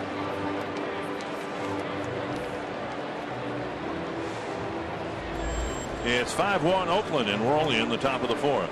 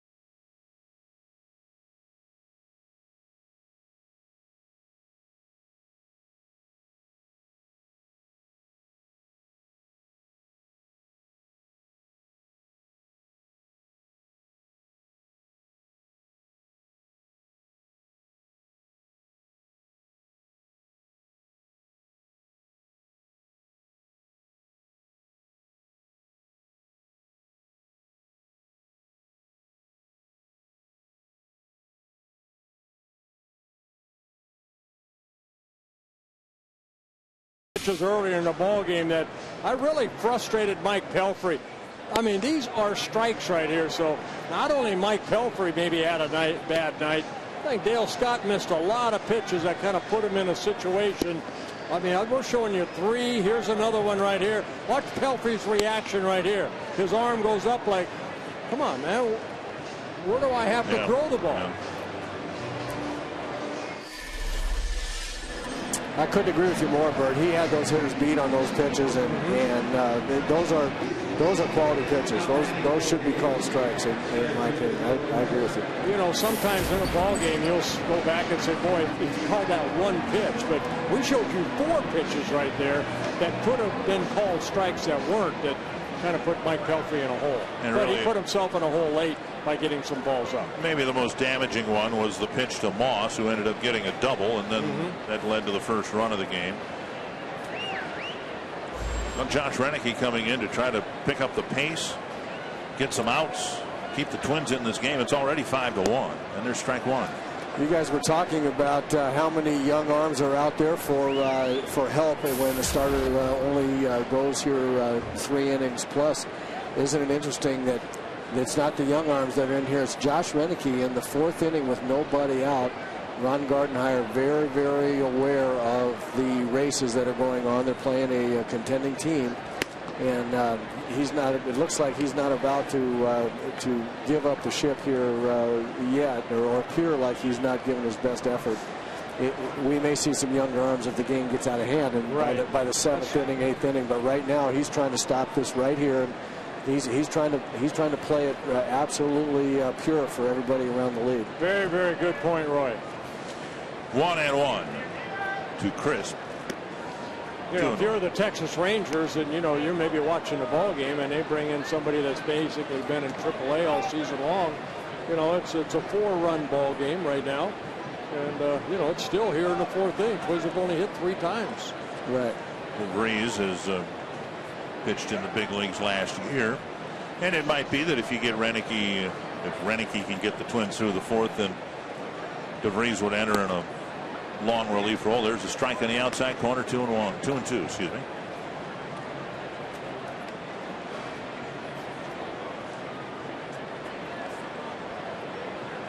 I just feel Renicky in his first season with the Twins has done a great job out of that bullpen. Very solid numbers.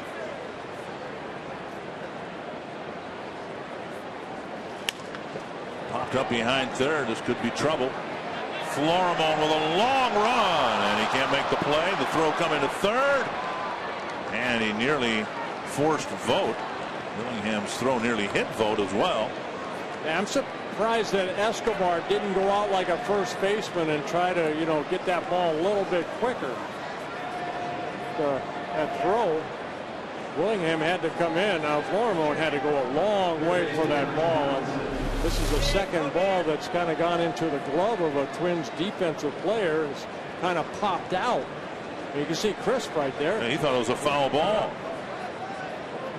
Chris stood in the box. Would have been a great catch. Yeah, it would have been a terrific play. Florimon had to go, as you said, a long way for that ball. And I think you're right about Escobar. I don't know exactly why he wasn't stretching out trying to get that force.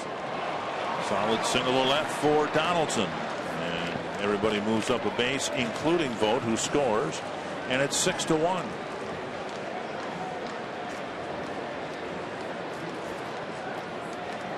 Well, Donaldson picking up his 83rd RBI of the year on that base hit. Got hit by a pitch last inning. The Oakland A's, my goodness. 6 earned runs so far logged to Mike Pelfrey. Nobody out, 3 innings plus. The extent of the outing for Pelfrey. 6 straight hits for the Oakland A's. Twins still looking for the first out. Tap foul, and Herman got some dirt through the mask, where Lowry's follow through hit him in the mask with his bat. We'll hope it's just dirt that came up. It was dirt that came up. He jumped away from that right away, and as you can see, went right to his eye. Something got in his eye.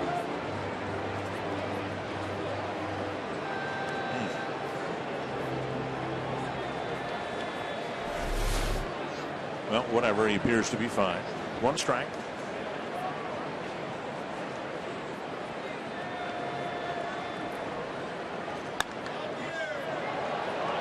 Just foul.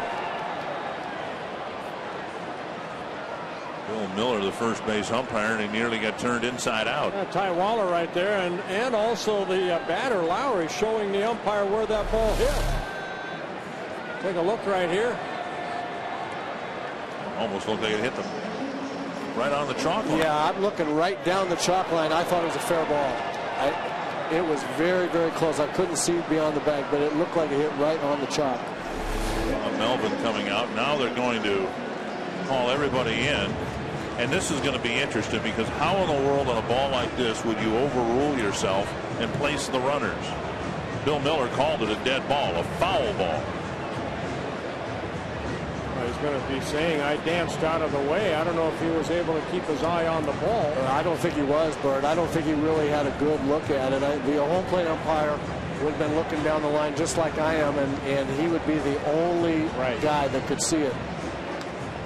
They're talking to the other umpires, maybe what they do to Dick's point about where they put, if they overrule it, if they try to get it right, which they should do, and the home plate umpire saw for sure that it was a fair ball, then they'll get it right. But now they have to talk about where the runner's going to go. Dale Scott is a crew chief, and let's see what he's going to do. Here comes Ron Gardenhire, and this isn't going to. He's not going to last very long. No, this will pretty good chance this will last. We'll see it Garden. I saw Dale Scott. Now he's a crew chief going no to Bill Miller, and then they had to explain something to Bill Miller.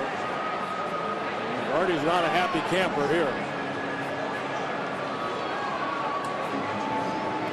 I think what happened, to be honest with you, and maybe we'll have a replay that will show it, I think there was visual proof that the ball hit the chalk line, and Bill Miller came in and said, I didn't see it, I called it foul, but it's right at my feet. The ball kicked up chalk.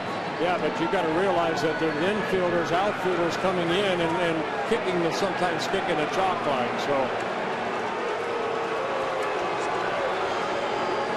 Gardy's, you can read his lips. You called it foul.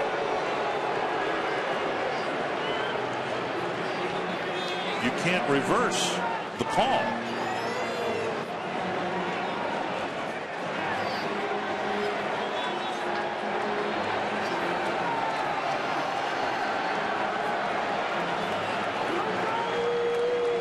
And Dale Scott, the crew chief, and Bill Miller are being very patient here. I think they realize that they have put Ron Gardenhire in a very ticklish situation here. This is not something that anyone has ever seen happen before. They're advancing runners all over the place on a ball that was ruled foul.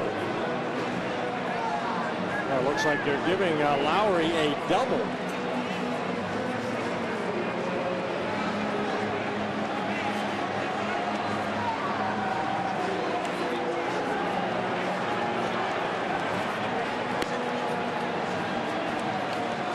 Next year, of course, that'll be a different issue, but this is this year. And Ron Gardenhire given a lot of latitude, and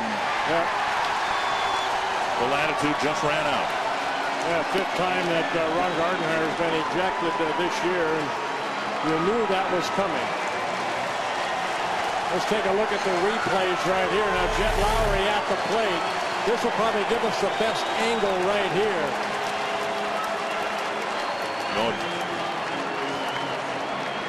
Watch right here.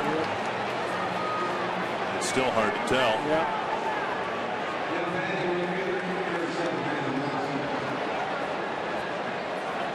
Try to back it up a little. This is tough right here because of that base right there. You can't really it almost looked like it hit the base, which we know it did not do. Well, it's 8-1, and I'll be curious to get Ron Gardenhire's commentary, and we would hope the umpires would step forward as well after the game and explain how a call like this can be reversed. Now, a home run call, of course, is different. You can go to replay. But this appeared to be a situation where the base umpire called everybody together and said, look, I think I blew it. What are we going to do? And they are. And the fans saying that's a fair ball. You know, I think Gardy's upset too because they gave Lowry a double. Well, exactly right. He stopped everything, so it should have only been a base hit. Well, exactly right. And how do you know? How can you assume what's going to happen? The ball might have hit off the fence and ricocheted back to the right fielder. I mean, how can you assume it's a double? Why not a triple? I mean, how do you know? I think that's one that you're right. That's one of the main things he's mad about. And you know, baseball has a way of repeating itself. Bill Miller hearing it. As he should. He was in self-preservation mode when the ball was hit on a line at his feet, and you can understand that. But I honestly don't understand how you can arbitrarily give someone a double when the world stopped as soon as he called it a foul ball. Right. Well, and the other thing, guys, is that so many times the ball, the home plate umpire has the call before it gets past the bag, when it's in front of the bag, and then the base umpire when it's beyond the bag. And how many times have we seen one or the other say, when the ball goes by there, not make a call as Moss strikes out, but not make a call because he would know it's the other guy's call. Right. The home plate umpire will call something in front of the bag, and somebody will ask for help, and the base umpire will say, no, it's not my call, it's his call. And so that's what I'm sure what makes Gardy mad. We look at it again. Then the compound matters. Now there it looks like it did kick chalk or hit the chalk line. But I was going to say to compound matters, Miller's kind of screens us from the follow through on the replay, but it looked like it hit the chalk line, and that's why I'm just guessing that there was a mark left on the base path. Well, I'm just wondering why Miller, you see him get out of the way. In the middle of the screen on the right half, yes. We think that is the mark from the chalk line that that's the only thing that would lead me to believe that the umpires would be compelled to reverse the call. They've got, the Zapruder film right there. There's visual proof of something happening that was made the call incorrect. Well, Joe Mauer hit a ball down the left field line in Yankee Stadium, and it was fair by 3 feet, and nobody went to anybody else and said, hey, did I get that right or wrong? Yeah, that's true. So I mean, what Gardy's mad about is saying, first of all, that's your call, and you called it foul, and nobody can overrule you because it's past the bag. We have precedents about that, and then how can you arbitrarily give the guy a double? You have no idea where all the runners should be, because as you said, Dick, as soon as you throw up your hands, everybody stopped. How do you know where someone should be? So, I mean, Gardy, those two reasons why that's what Gardy was going out there and not going to stay in the ballgame about. 2 strikes to Cespedes. One of the runs allowed, now charged to Renicky. And another foul ball. Well, as animated as the discussion was with Ron Gardenhire, Dale Scott, and Bill Miller, I think the important discussion was the one amongst the 4 umpires, where again, you can imagine Miller saying, hey, look, I called it foul, but it's right there on the chalk line where the ball hit. It was a fair ball. And whether second base umpire Tishner and Buckner at third, they didn't know. Driven to deep right center, and that'll score 2 more. Cespedes with a 2-run double. And not only Pelfrey's line, but now Renicky's line not looking too good here. Yeah, second double for Cespedes. Now driving in 3 runs.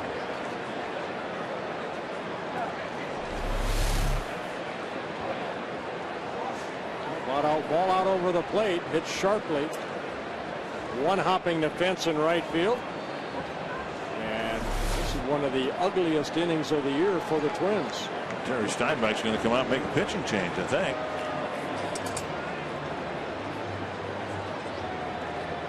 Nine men have already batted, and there's only 1 out. Ryan Presley will come out of the pen to pick up the 4th inning. An inning that has gone terribly wrong.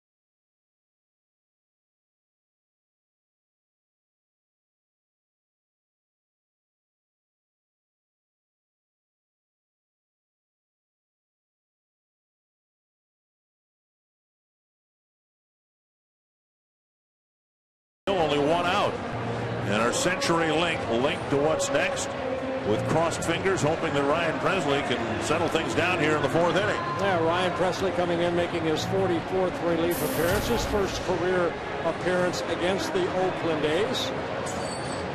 Right and left-handers hitting 267, right-handers only 223. Pressly.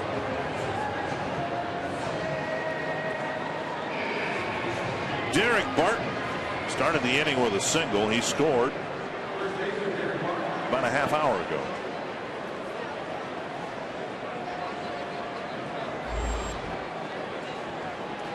Ten to 1 Oakland. Down low, ball 1.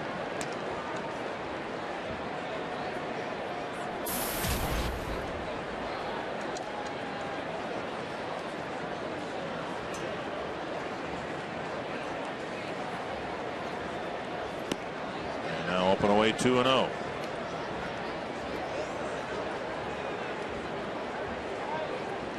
Just got a run in the bottom of the 3rd, make it a 3-1 ball game, but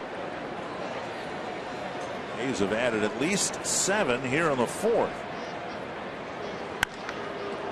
And a drive hooked into right center field. That'll score another run. Barton with his 2nd hit of the inning. And scoring from second is Cespedes. Yeah, Barton most of the year down in AAA, getting an opportunity to come up, knowing more of a defensive player, but gets his 2nd hit. Driving in his 11th run of the year. Bell behind an account, came in with a fastball. That was pretty much right there. And Barton hit it sharply into right center. Seth Smith with a walk and a double. Everybody in the Oakland lineup has at least 1 hit, and every one in the lineup has at least scored 1 run. I like 28 right there, but not on the top. I'd rather have it on the bottom. Well, it's still early tonight. Couple of walks, couple of hits. Somebody jacks one. The Twins are right back in this thing. Times 2. 1-0 to Smith. And the inning, at least, turned in Smith's at bat. He had a drive to right center field, and Pressly chased it, had it in his glove, but on his way down short of the fence, the ball squirted out of the glove, and that's kind of symbolic for how this whole inning has gone. 2-1.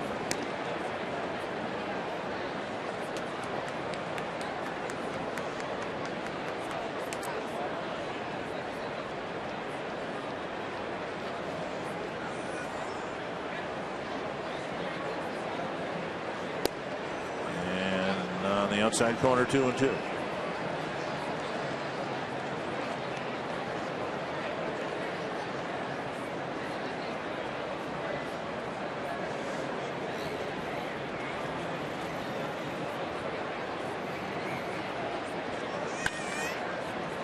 Dozier covers the grounder. They get the force at second, and that's all they get. Out number 2.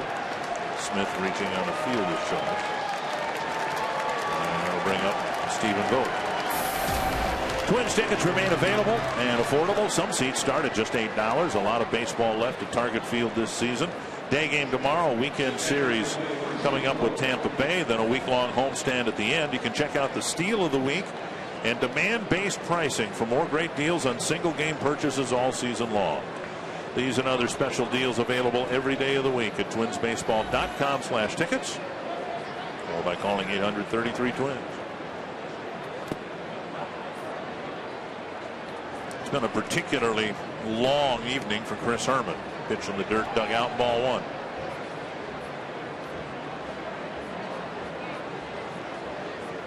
Just in the 4th inning, and I'm guessing Herman's already caught more than 100 pitches.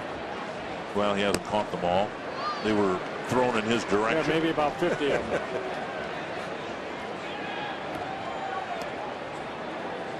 .44 pitches coming this inning. So whatever Pelfrey had coming into the inning plus 44. 1-1. Another one in the dirt, blocked by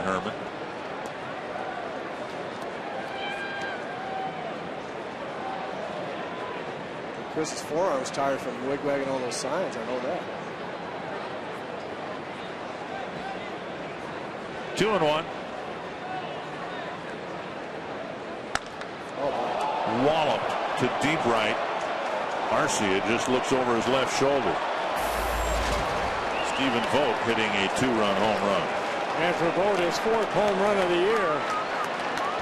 And the A's have put a big crooked number, a 10 on the board here in the top of the 4th inning.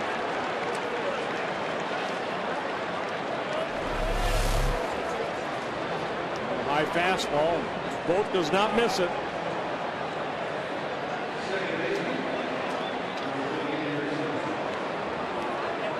Second home run for the A's in the ball game. There is this. For the first time since the first at bat, the bases are empty. They're always the positive. That's right. You got to try to find something positive even when you're in the midst of a 10-run inning.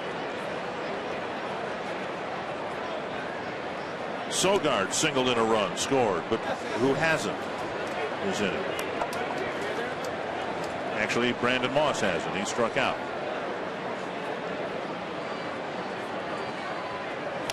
Foul back. 2 strikes. You know, this game's going like that one we had in Oakland back in 2009. Remember the Twins took that big lead off of Gio Gonzalez, and then the A's came back and beat the Twins 14-13. Matt Holliday hit a big 3-run or grand slam home run. Yeah. 2 strikes. I remember Kadire slid into home and it looked like he was safe and he was called out in that ball game. Twins had a 10-0 lead. They led 12-2 going into the 3rd inning in that ball game. Nick Blackburn started for the Twins, and Nick was healthy and pitching well for the Twins at the time, but obviously not that night. Presley. This should get a standing ovation. A miserable inning for the Twins as the A's score 10.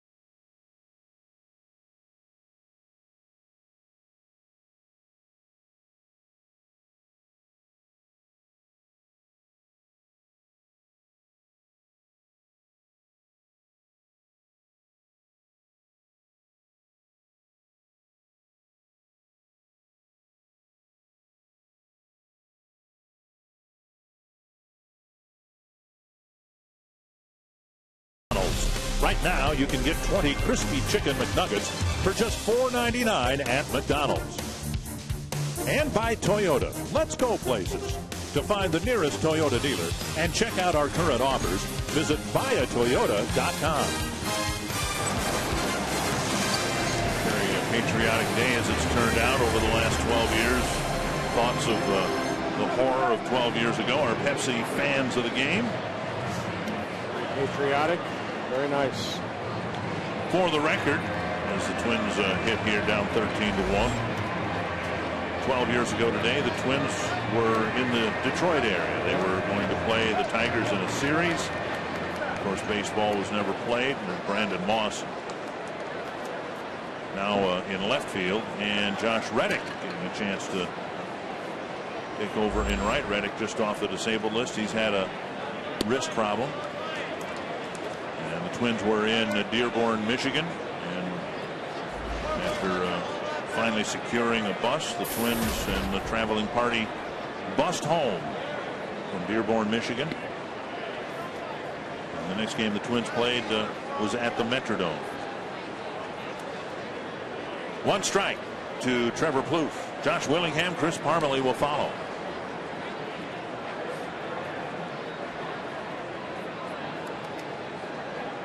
You gonna give me your usual business about Sonny Gray is out there trying to pretend it's a 2-1 ball game? No, nothing. Nothing. That's the way you have to go about it. You love the run support, but last thing you want to do if you're a pitcher is to go out there and give 3 or 4 back. Twins would like to do that, but you have to do, and in your mind it's a nothing ball game, even though it's 13-1. And you continue to pitch like you did the first 3 innings, and Gray picking up his 6th strikeout, getting Plouffe for the 2nd time on that curveball.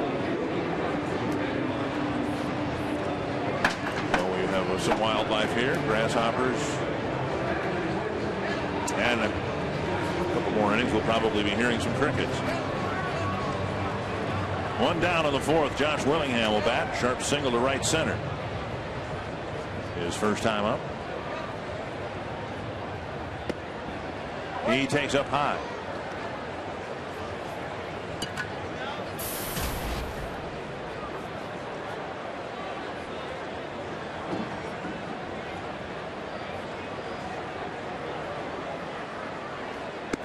Two and 0. This afternoon, Kansas City behind James Shields beat Cleveland 6-2. Bottom of the 7th in St. Petersburg. And the Red Sox have a 3-1 lead. Texas lost to Pittsburgh, and the American League wild card race is becoming more compressed, or so it would appear. Texas has already lost. Tampa Bay is losing. Baltimore is losing to New York. Cleveland's lost. The top 4 teams in the wild card standings are losing or have already lost. Well, the divisions might be one, but who's going to be the wild card? There's 2 teams. Well, the wild card standings, with the Royals putting on a late season surge. In the American League West, while Oakland has the lead, and it would appear that that lead will grow to 3 games. The A's go to Texas from here.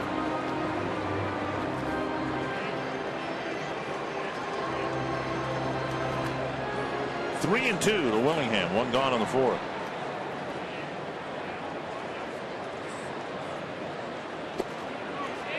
Swing, and Willingham, they say check, or at least Bill Miller says it, and we all know his opinion is the only one that matters. Willingham takes a walk. That'll bring up Parmelee. Yeah, 2nd walk for Gray.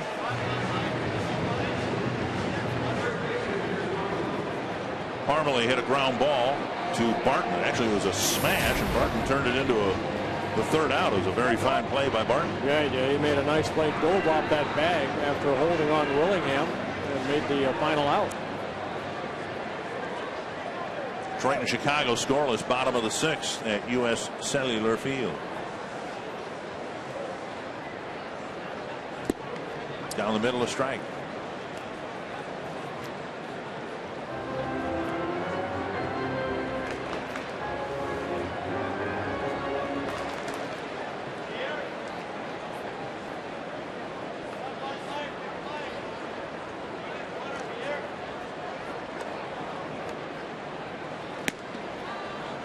One and 1.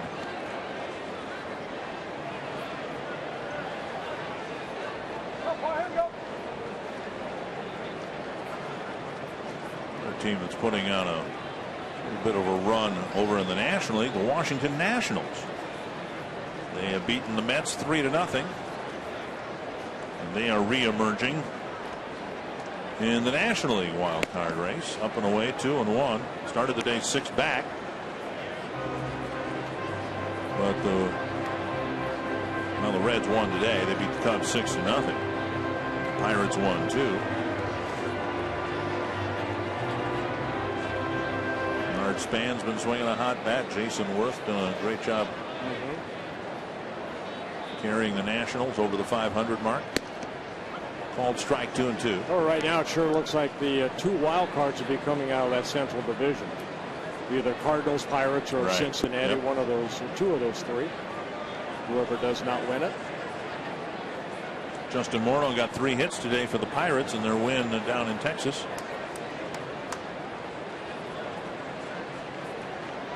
Two to Parmelee. Could be a double play grounder for 6.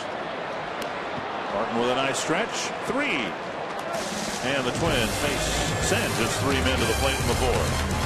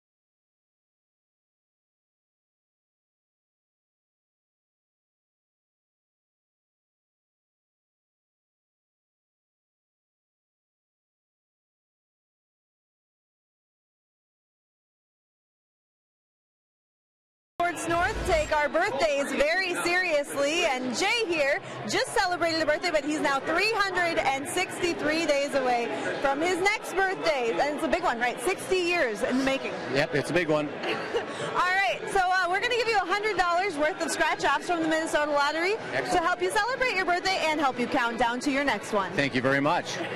And Dick, I want to say this gentleman wrote a song and I believe sent it to you. Plouffe, the Minnesota Twin, is that right? Yep, Plouffe, the Major Leaguer. The Major Leaguer. So you'll have to tell that story over the next half inning or so. We'll send it back. I'm going to be telling that story and about 100 others. But yes, I remember he sent me, he's from up in northern Minnesota. He sent me, it was kind of a takeoff on Puff the Magic Dragon when Trevor was hitting all the home runs. It was very creative. Oh, here's Cole DeVries coming in. And happy birthday to you.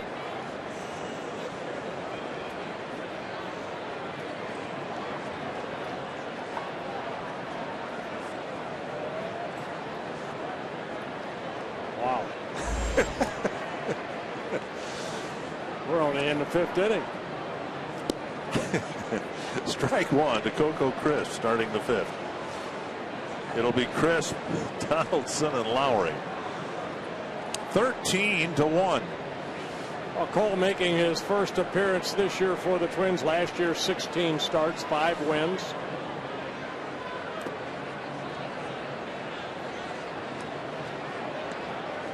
And it's 1-1. DeVries has had a lot of arm problems this year. In position to win a spot on the roster out of spring training before some injuries prevented that from happening. Yeah, put on a disabled list going back to with that strained right forearm, and then went through the rehab in the minor leagues between single A, double A, and triple A. Total of 16 starts, 4 wins, 6 losses, an ERA just under 5.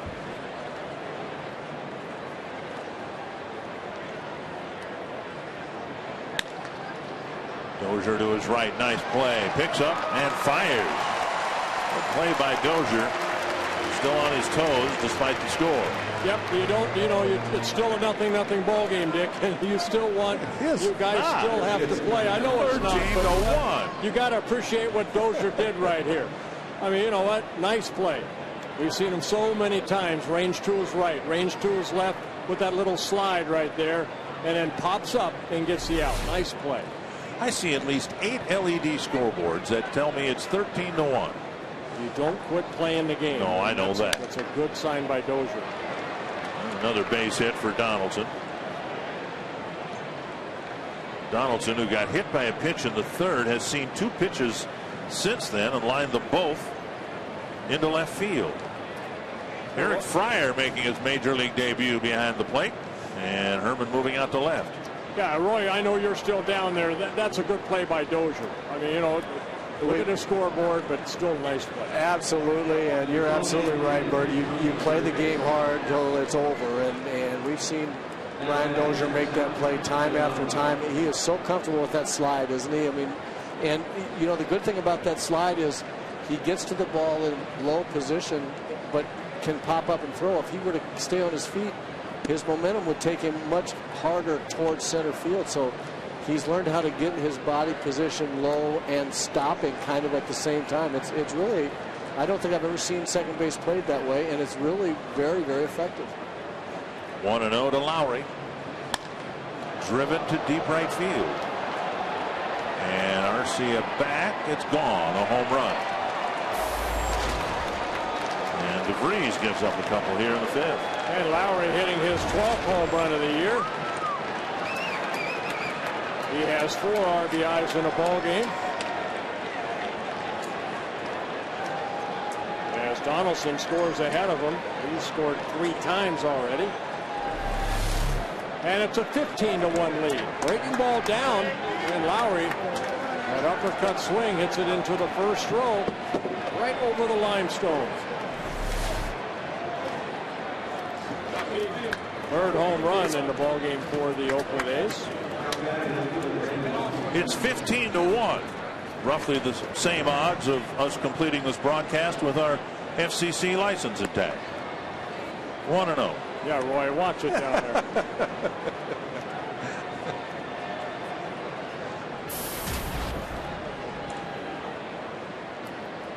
One and 0 to Brandon Moss, who missed out on the party in the 4th inning. I just want you guys to know I'm living on my mute button down here. All right, okay. A's scored 10 times in the 4th. They got 10 hits, and Moss struck out in the middle of the inning. Surprised he's still in the game. Up and away, 3-0.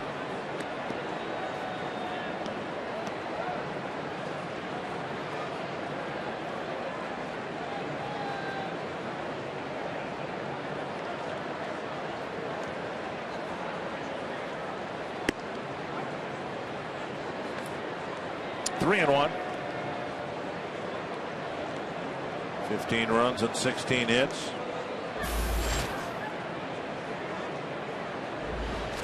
Reddick warmed up in the on-deck circle. Home foul, 3-2.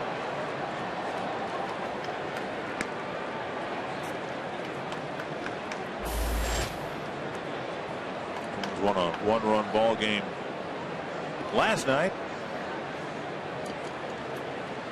but they're getting their I don't think this will be a 1-run ball game. Wednesday dinner and Wednesday lunch handed to them here today.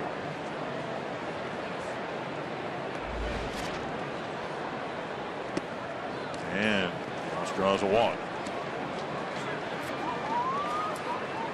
Cespedes out of the ball game, and Reddick will hit.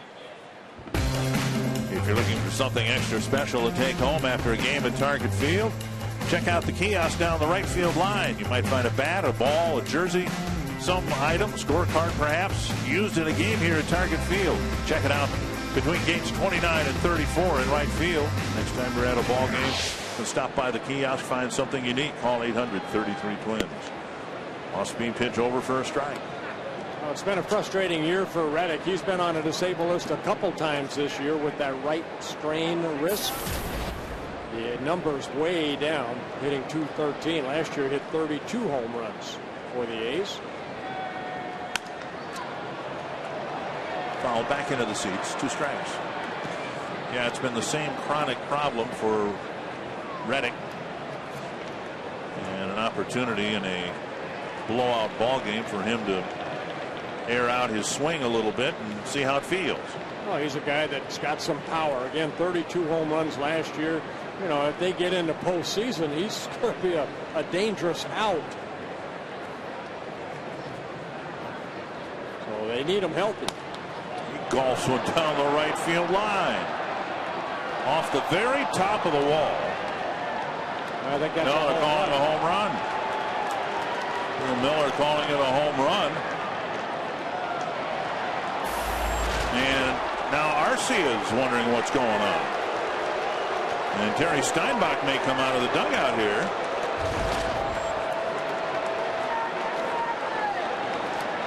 Arcia kind of putting his hands up that, you know.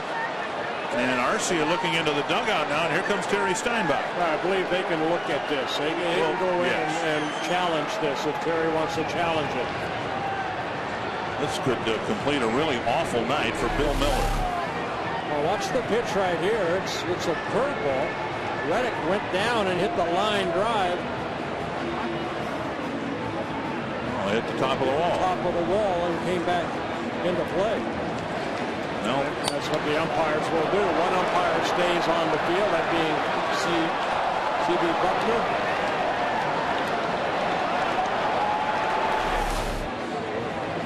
Well, that's not our camera guy down the right field line, so we can't ask him whether it hit the camera. That's the only thing I could defend or say about Bill Miller is he must have thought the ball hit the camera.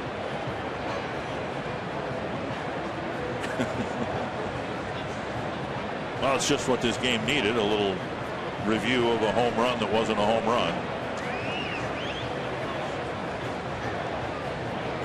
And I think they will come back and give a ruling of a double. Terry Steinbach coming out saying, hey, take a look at it, because our right fielder doesn't think it went out. Well, this one they have an opportunity to get right.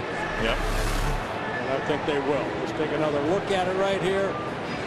It hits right off the wall. There's that, looks like that yellow paint right there, but it didn't go over the wall, came back into play.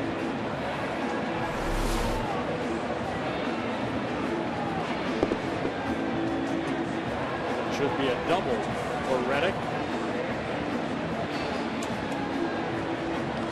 But again, as we move forward here with replay in a situation like that, if you call it in play, then everybody continues the play, and then you can review it and see whether it went over the wall. It seemed like it would be a much better call for an umpire to let the play continue and then review it. Yeah, Moss basically stopped at third base. He may have been able to score on that. That's right. And for that matter, Reddick had stopped for the rounding second base. So it'll be a double for Reddick in his first at-bat since coming off the disabled list.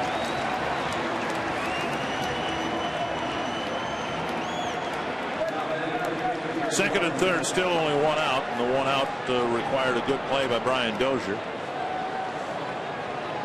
And Derek Barton, he got 2 hits in the 4th inning.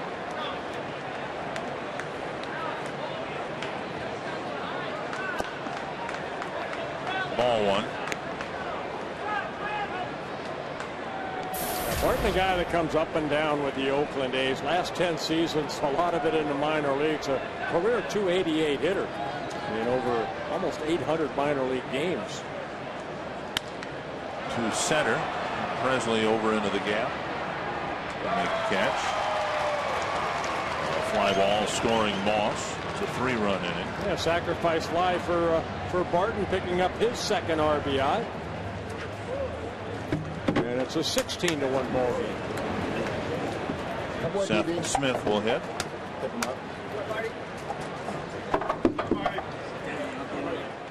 Smith with a walk, a double, a couple of runs scored.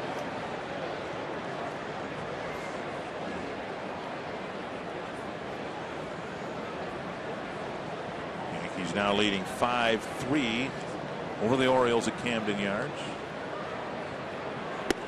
Inside a ball. And the Tigers scoreless in the 7th against the White Sox.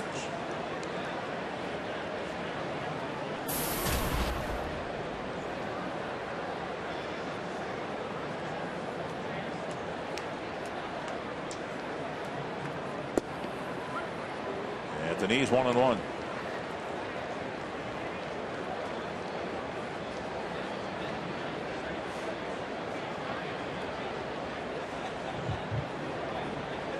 Said earlier it's Fryer's first major league game. That's not the case. He caught a couple of parts of a couple of seasons with the Pirates. His first game as a Twin.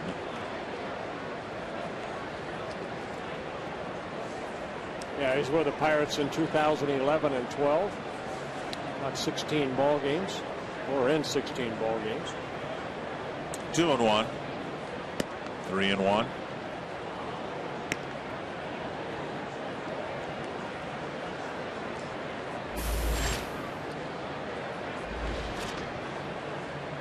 In terms of outs recorded, we're not even at halftime yet.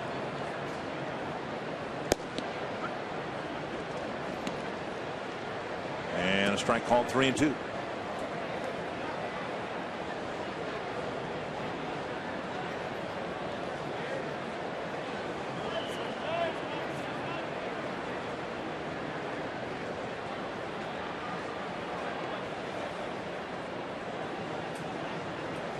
Fouled back.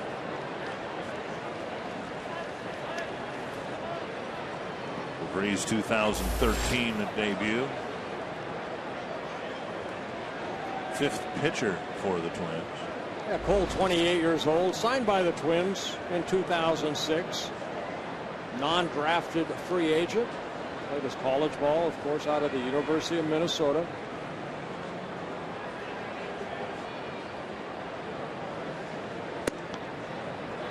And a walk.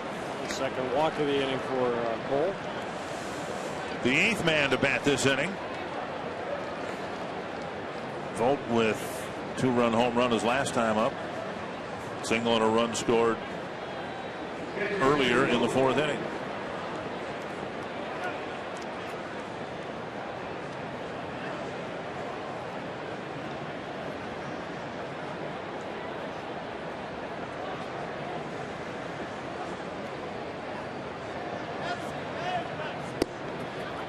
Over the inside corner, a strike.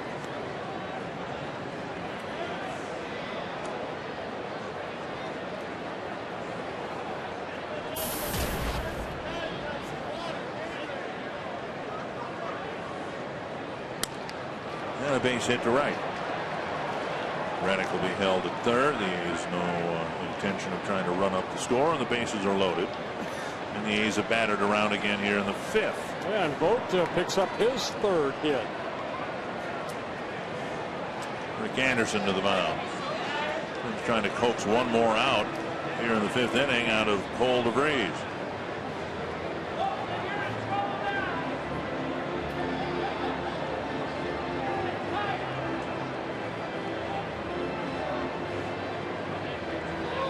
Angels beat Toronto 5-4.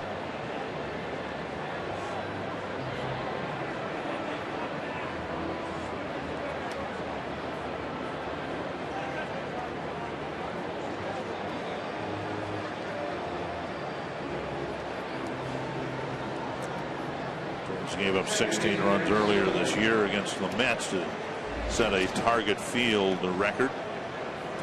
And now the A's have tied it. And the bases are loaded, and we're just in the 5th inning.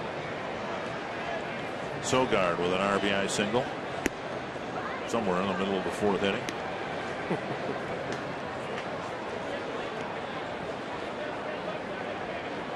One strike.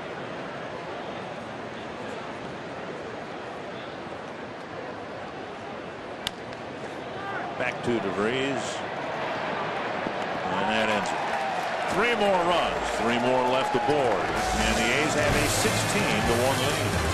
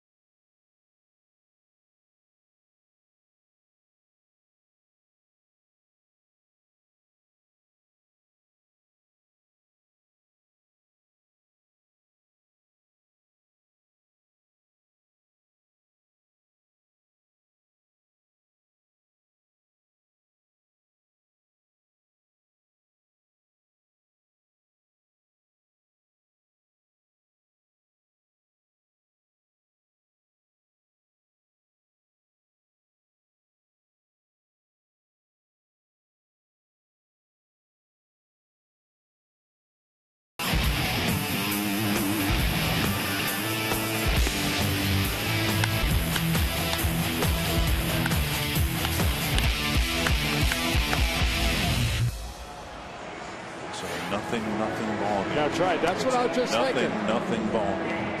Keep telling yourself that. Nothing ball game.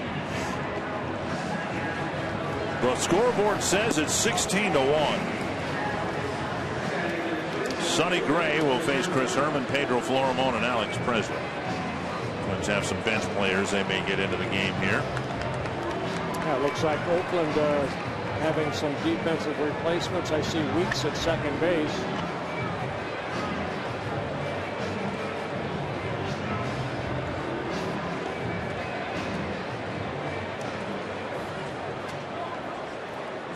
Herman led off the 3rd with a single. Dozier drove him in with a single. And it was a 3-1 ball game at the time. The Twins had runners at 2nd and 3rd. And then Arcia struck out. And that's when the roof caved in. 1-0 to Herman. Started behind the plate. Mercifully moved out to left.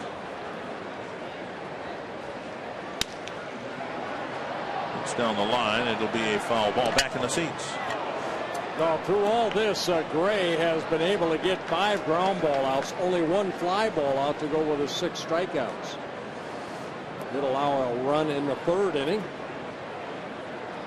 Jamal Weeks taking over at second base. Sogard moving over to short. So Jed Lowry out of the ball game.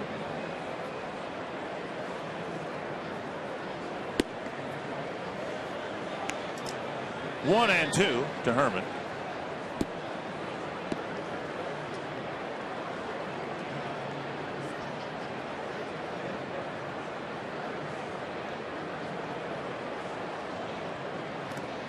In the dirt, 2-2.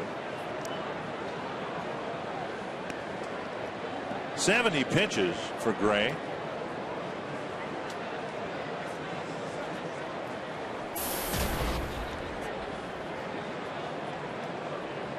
Two and 2.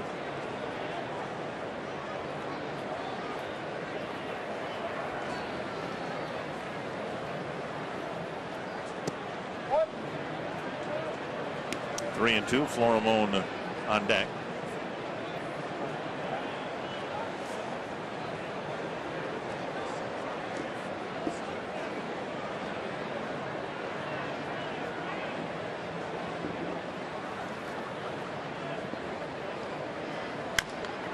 chopper up the line. And Gray to the bag, 1 down. Well, we were told coming into the ballgame that Sonny Gray had a pretty good curveball, and I think we've seen it from this young man, only 23 years old. There's a good curveball right there that struck out Presley to start the bottom of the first. Trevor Plouffe struck out a couple times on that curveball. Arcia, and there's Plouffe again.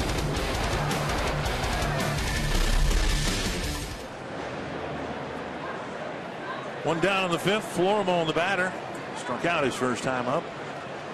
Yankees beat Baltimore 5-4. The Rays tied up the game in the 8th against Boston 3-3 as they move to the top of the 9th. Here it's a 0-0 ball game.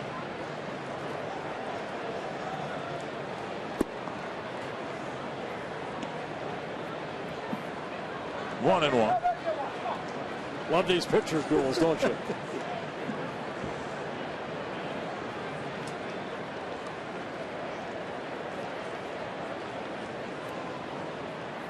Swing and a miss, 1 and 2.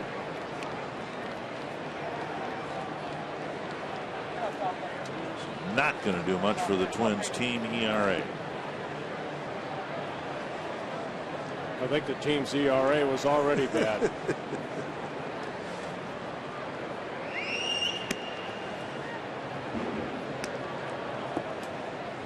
Hendricks started last night.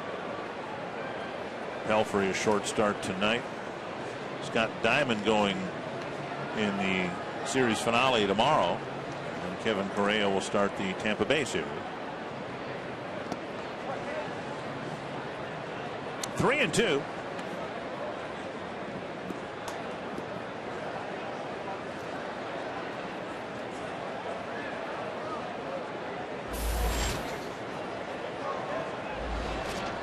Gray walked a man on the 3rd, another man on the 4th. I'd have to guess fastball right here. Better be a fastball. And he misses.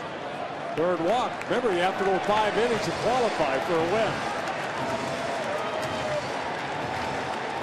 And that'll bring up Alex Presley. Struck out in the 1st and hit a fly ball to center in the 3rd. If you just joined us, the A's scored 10 times in the 4th inning. Manager Ron Gardenhire excused for the evening after arguing a curious reversal of a foul ball call on a double that landed at the feet of first base umpire Bill Miller.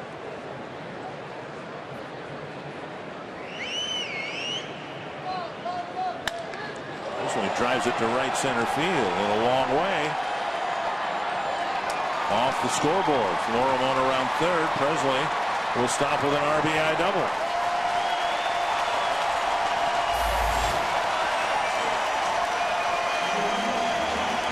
Florimo scoring on the double off the bat of Presley, and it's 16-2. Well, Presley's had some good at-bats. 15 hits now and 43 at-bats in a Twins uniform. Fastball came running right back into the swing. And Presley with his 3rd double, driving in his 6th run.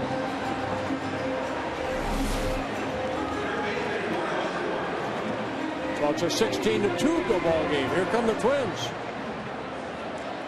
Here's Escobar, drew a walk in the 3rd, struck out in the 1st.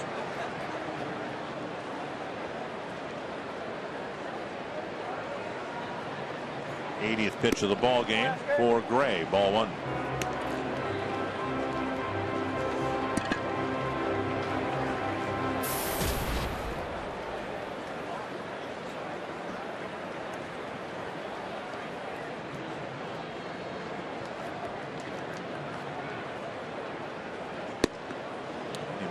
Inside 2-0.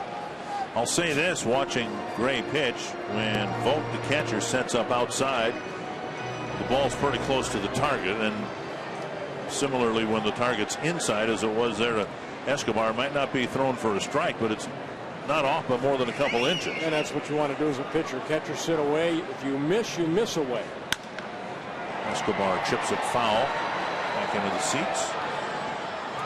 That's pitching, not throwing. And I think, what you see is Gray is A kid that learned a lot playing college ball out of Vanderbilt University. Signed by the A's in 2011. Their first-round pick, 18th pick overall in the 11 draft. Spent 3 seasons in the minor leagues. Won 17 ball games in 53 starts.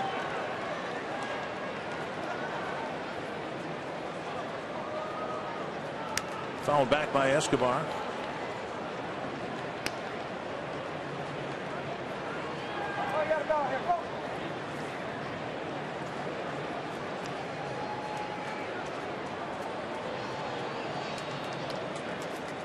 Two and two.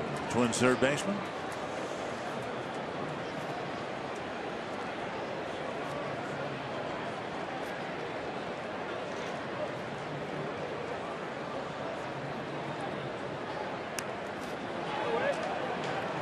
Kind of a, would you call that a check swing?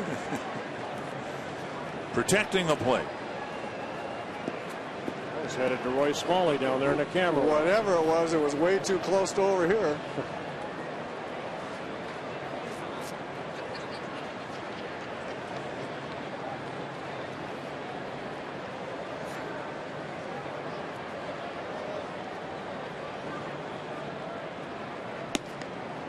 A little bit high, 3-2. Well, the Twins will face another Vanderbilt guy on Sunday, David Price.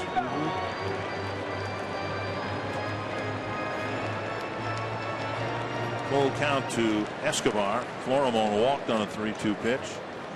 And Presley followed with a double.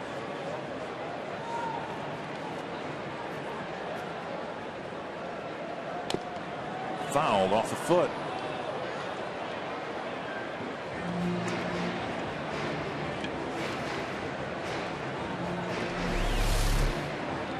Fastball inside and Escobar off the back foot. Ouch. Learning a new dance.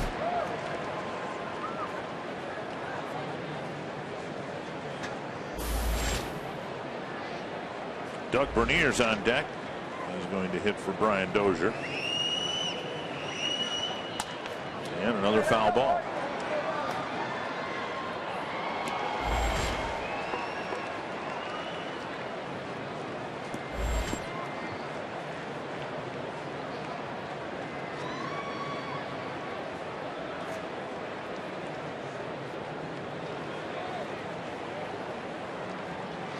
Another 3-2 pitch to Escobar.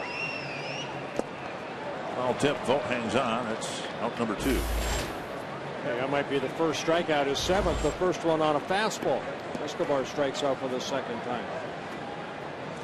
Famed car customizer Ryan Friedlinghaus and his crew at West Coast Customs continue to take common vehicles from ordinary to extraordinary in West Coast Customs. Each episode brings viewers inside one of the most dynamic car shops in the world. Don't miss a new episode on Sunday.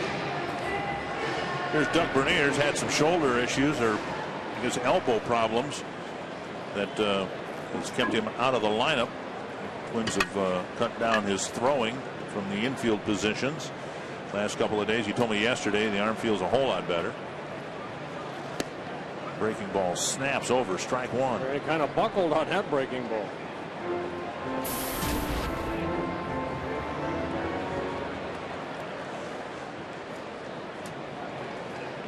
One strike.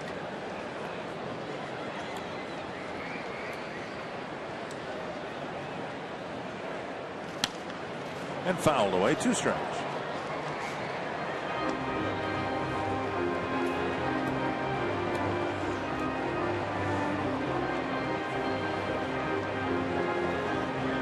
We talked about Doug Bernier before. 33 years old. He was called up on July 14th. Spent 12 seasons in the minor leagues. Over 1,000 games he played in the minor leagues. Fly ball hit to center, crisp over a few steps. Twins get a run on an RBI double from Alex Presley. We've already completed 5. And it's 16-2.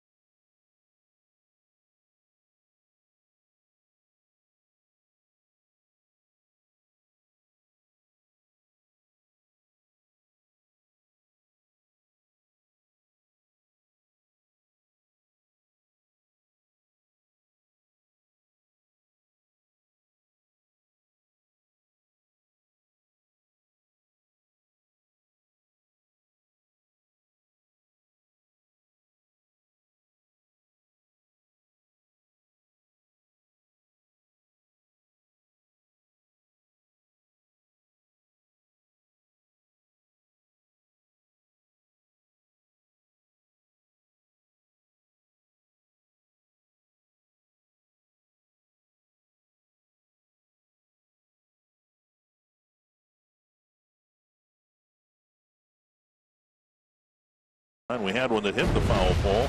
Our Coors Light freeze cam showing you the home run that wasn't. Now Josh Reddick, that right there, called a double. One of the 18 hits for the A's here in this ball game in the first 5 innings. It's not a home run. Originally ruled a home run, just like the ball was originally ruled foul, and then they awarded a double, allowed 2 runs, and led to the early exit for Ron Gardenhire. So you think it's been a bad night for the Twins? It has, but Bill Miller hasn't really enjoyed the best of nights either. Michael Choice hitting, and he drives one to right off the wall, and then it hits the limestone and runs almost back to the infield, and Choice will hold up with a double leading off the 6th inning.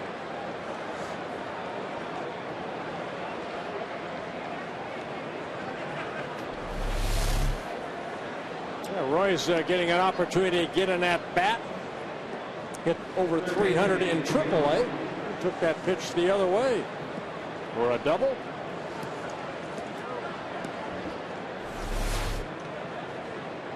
Did you say hit a triple? No, for a double. Oh, a double. Double. I said in AAA. Oh, AAA. Yes, he hit over 300. Yeah, for Choice, his first extra base hit at the major league level. His second major league hit in 8 at bats. 1-0 to Josh Donaldson. No, it's Andy Perino. I beg your pardon.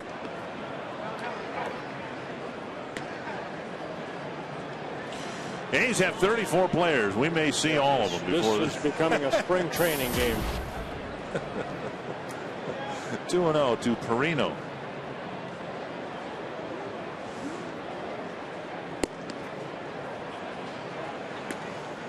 (3-0).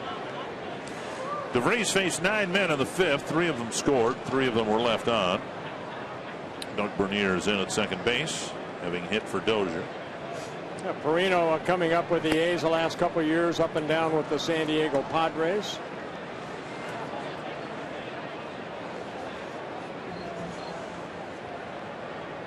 Jemile Weeks will hit next.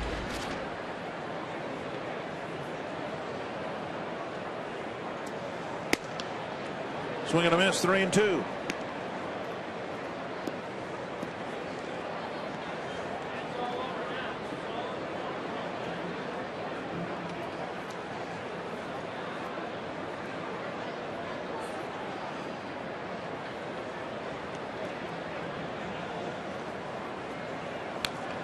Foul back. Tigers got a run in the top of the 8th. They're leading the White Sox 1-0.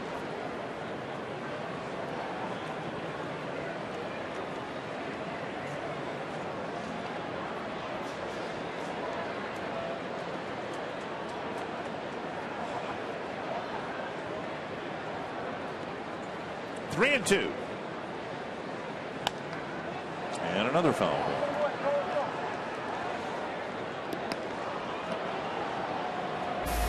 This will be the 40th pitch for DeVries.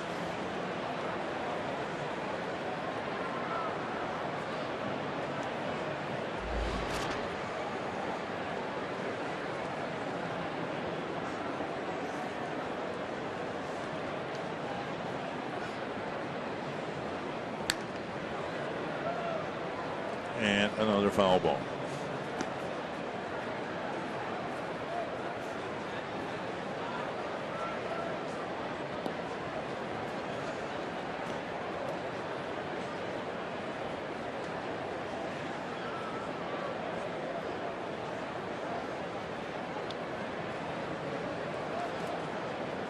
Three and 2 again to Perino. Fly ball center field.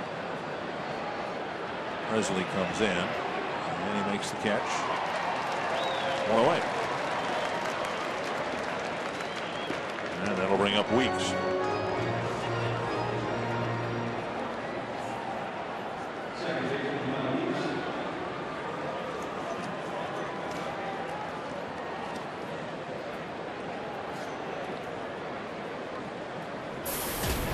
second at bat of the year for Weeks. Most of his year in the minor leagues. He had 271 down in AAA Sacramento in 130 ball games. A couple of years ago, he looked like he was going to be the second baseman for a long time for the Oakland A's when he hit 303, but had a frustrating year last year. Hit only 222 for the A's. A September call up this year.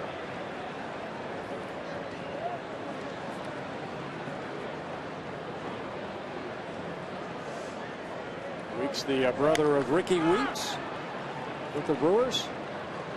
On leader DeVries, 2 down, and Choice to third. Scott Diamond was humbled by his recent demotion to the minors, but on FoxSportsNorth.com, Tyler Mason notes Diamond thinks he has a bright future with the club. I would tend to agree. I think Scott just kind of got behind everybody else at the start of the year and was never really able to catch up. Well, I think it'd be a big start tomorrow afternoon for Scott Diamond. Yep. He'll be pitching to an A's team that should be tired.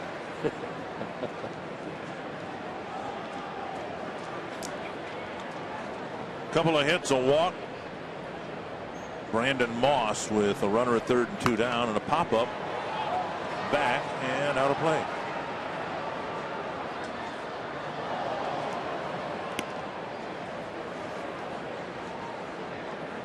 One strike to Moss.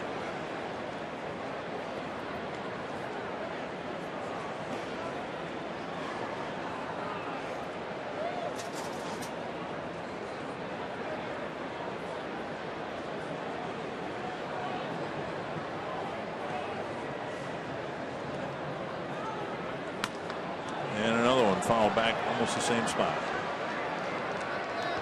2 strikes.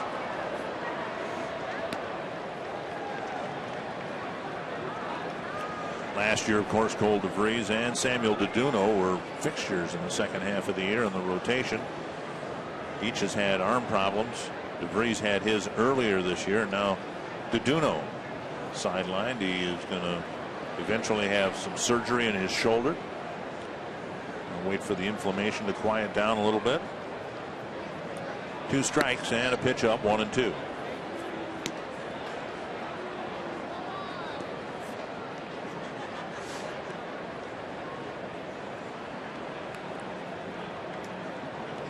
Choice at third, 2 away.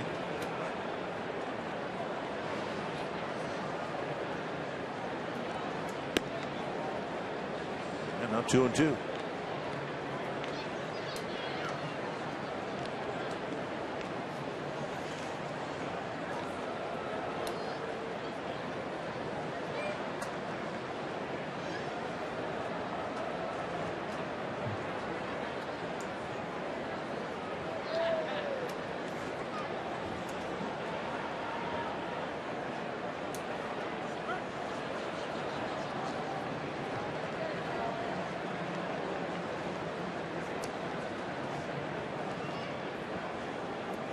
If Moss reaches, Reddick would have another chance.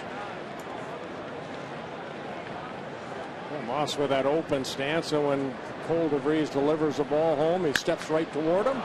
Hard to center, and Presley has to hustle back and make a nice running catch on the warning track. Nice catch by Presley. That puts an end to the top of the 6th. A scoreless inning for the Oakland A's. What'd you say? A scoreless inning for the Oakland A's.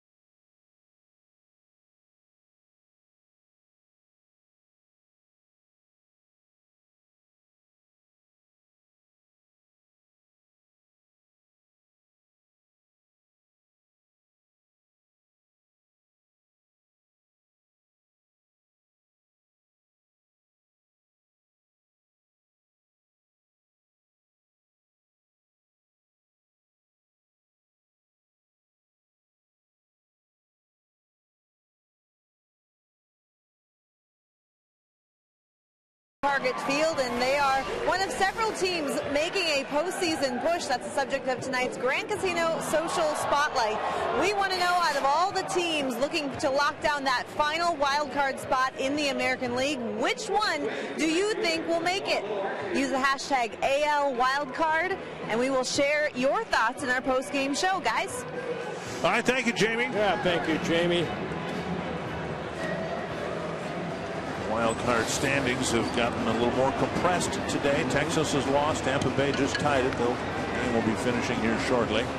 Are you happy that they brought in another wild card? Yeah, well, from this standpoint, the wild card winner now has, I mean, you've got two teams in there in one game.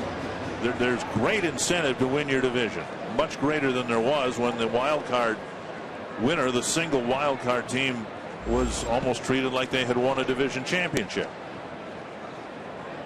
Couldn't have home field advantage, but that never seemed to matter. There were so many World Series champions that were wild card winners.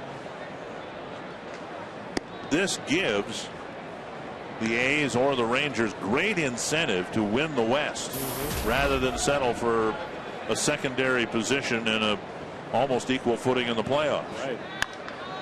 Arcia pops one up behind third. There's a new pitcher in the ball game, Tommy Milone. And the catch is made. Milone, former starter, making an appearance out of the bullpen. Yeah, his first major league appearance out of the bullpen. Last year, 31 starts. They won 13 ball games. This year, in 24 starts, he's already had 10 wins.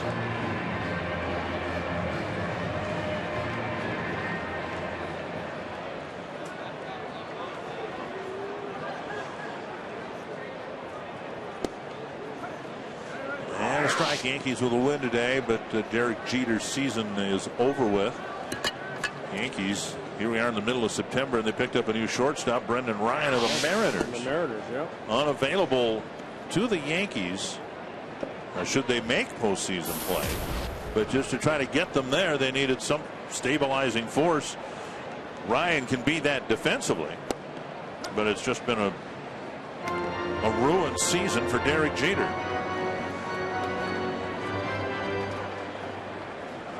1-2 to Plouffe.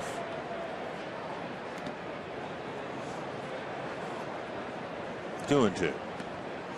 Well, Milone, 26 years old. He came over from the Washington Nationals in the Gio Gonzalez trade over the winter of 2011. It's pretty nice when you have a starter like this that now is kind of a long man out of that bullpen. Got another one. Brett Anderson has had arm problems, and he's become their long reliever. He's gotten three-inning saves this year. Rather than bringing him back as a starting pitcher, they're putting him in. In fact, we may see him here after this inning, just to stretch him out, let him go 3 innings and pick up another 3-inning save. Well, Milone picks up a strikeout of Trevor Plouffe, and that's the third time that Plouffe has struck out here tonight.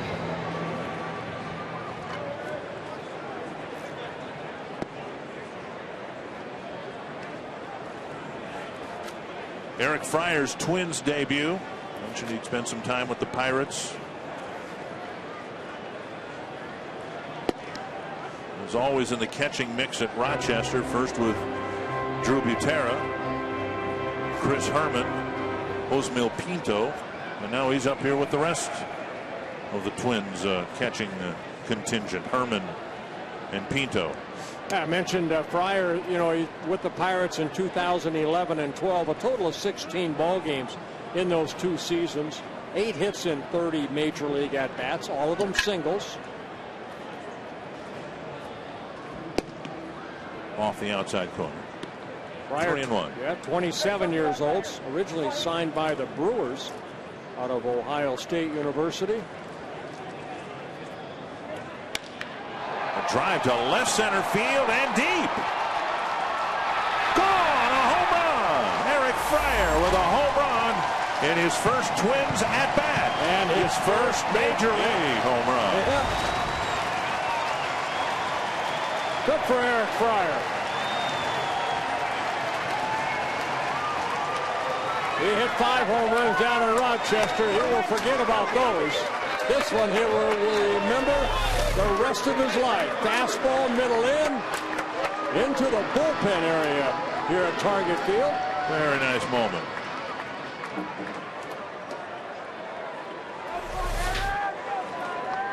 Boy. 2,000 minor league at bats, his 31st major league at bat, and he goes deep. Glenn Perkins got the baseball. I think the ball landed in the Oakland bullpen. Parmelee with a swing and a foul. 1-1. Congratulations, Eric Fryer. His 9th major league hit, and he left the ballpark.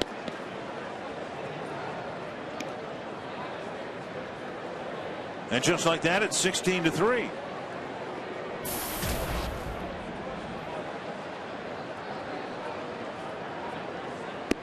and a miss, 2-2.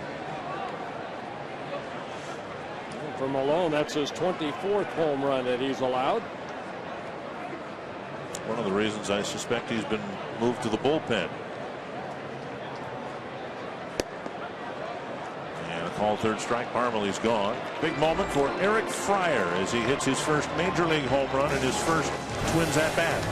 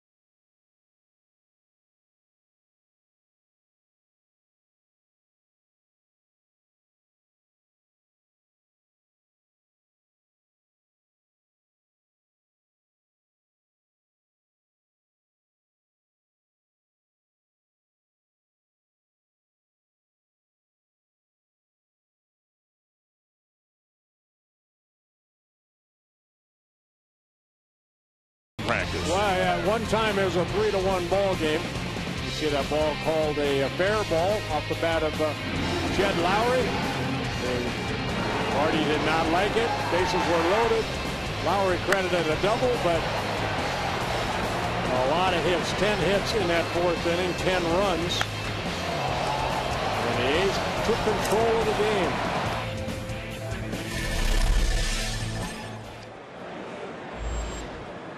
Cole DeVries out there for his 3rd inning of work. Second one went better than the first. See if the progression can continue here with Reddick, the batter.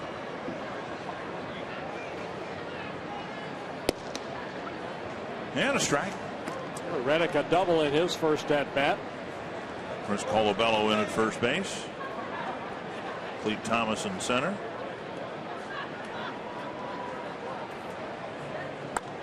Hooked foul.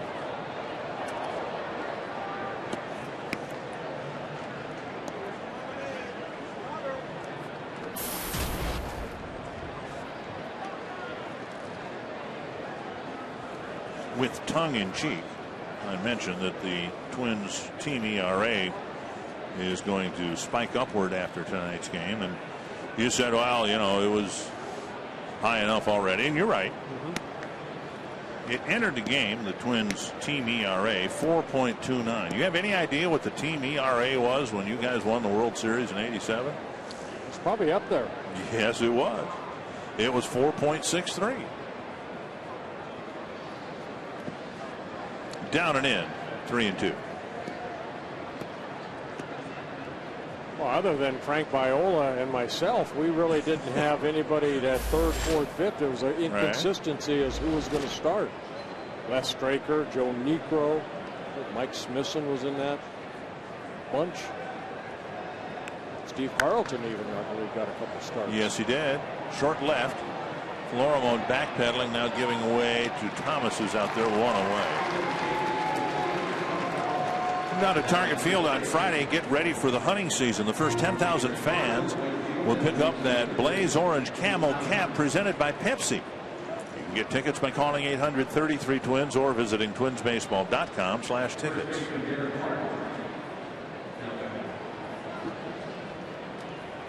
Hunting season just around the corner. I would imagine, and I don't know this, but the grouse opener should be maybe even Saturday. Pheasant season a couple weeks after that.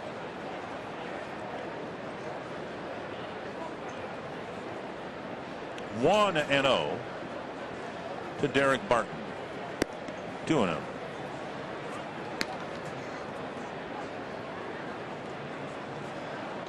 Barton with a pair of singles, a sacrifice fly. DeVries trying to eat up some innings. The game was out of hand long before he entered it. Entered the game with the score 13-1. And then the A's got 3 more runs in the 5th. 2-1.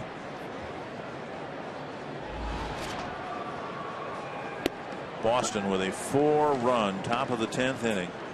And they lead Tampa Bay 7-3. The Rays come to town for a weekend series starting Friday night.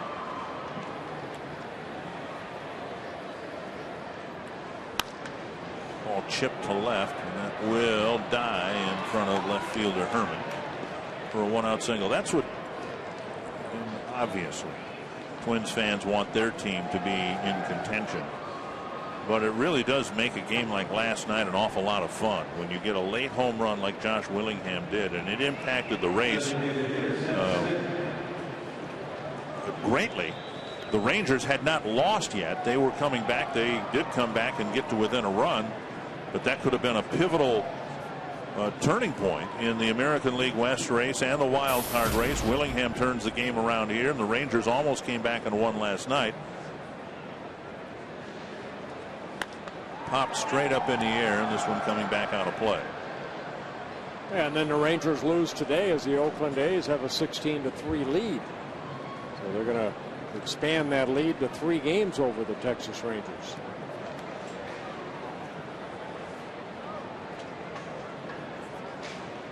"20 hits for the Oakland A's, with 1 out here in the 7th inning.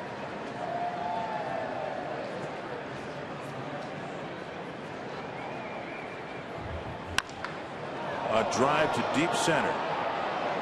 Lee Thomas going back at the wall, leaps and makes the catch. Good catch by Thomas. Right at the 403-foot sign. Very nicely played. 2 down. Well, he needed all that room out there, and he got to the wall and then leaped up, made a nice catch.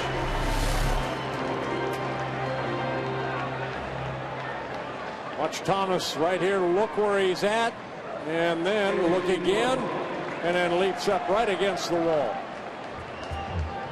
Kind of similar to the ball that the play Presley had that saw the ball come out of the glove back in the 3rd inning, or 2nd inning, I guess it was. Yeah, Thomas had a little more time to get to the wall. Presley, remember, he had to run toward right center. This to left. And Herman with the catch, and another scoreless inning put together by Cole DeVries. 12 years ago, we thought about it all day long, and we will remember once again here tonight as during the 7th inning stretch we will hear God Bless America.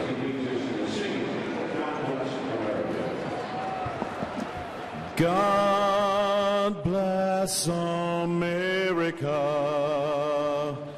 land that I love.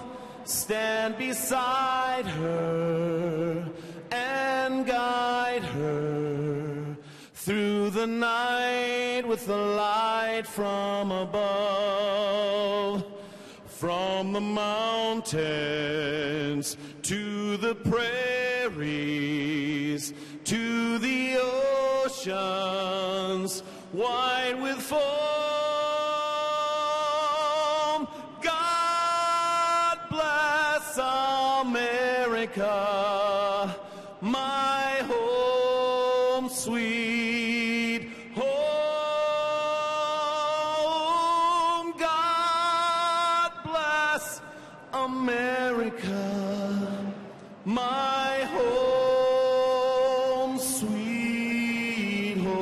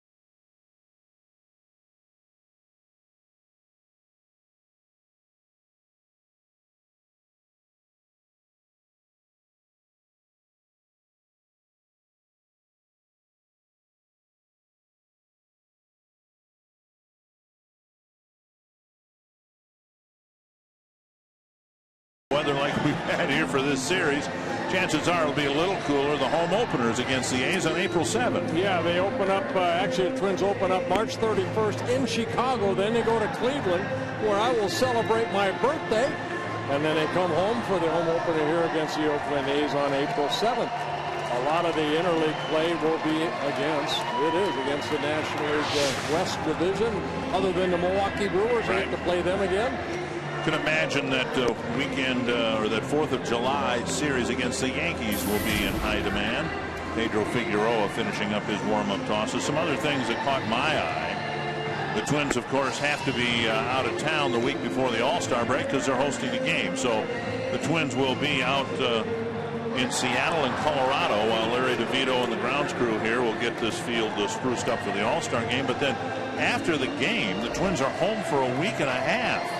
I mean, this field is going to need a break and a little time to breathe after the All-Star game, all the festivities, and then the Twins have a 10-game homestand right out of the break. Chris Herman will lead off the home half of the 7th, and there's strike one. Figueroa, hard-throwing lefty. That last one clocked at 97, making his second appearance this year. Made 19 relief appearances last year for the A's. Swing and a miss. 98. That's 0-2. Figueroa, 27 years old, from the Dominican Republic, signed by the A's back in 2003.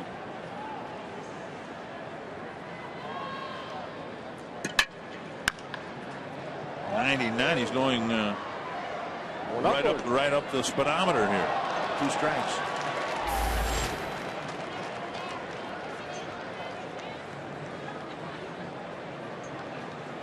Figueroa did some starting in the minor leagues of the Oakland Athletics. 78 minor league starts. Big head-high hop for the shortstop Sogard, and Herman retired, one away. If he did, he probably did it from the stretch position. We've seen him throw here in the 7th inning. No runners on base from the stretch. The Oakland starters that we've seen in this series with a very compact delivery, very quiet wind-up position. Fouled back by Florimon. I remember Kurt Young, the pitching coach. I believe he was the guy, that left-handed pitcher that went over his head when he pitched. You know, a little bit of delivery, but you know, today it just get to that balance point. How do you get that right knee up for Figueroa and then deliver toward home plate? A good fastball just misses outside.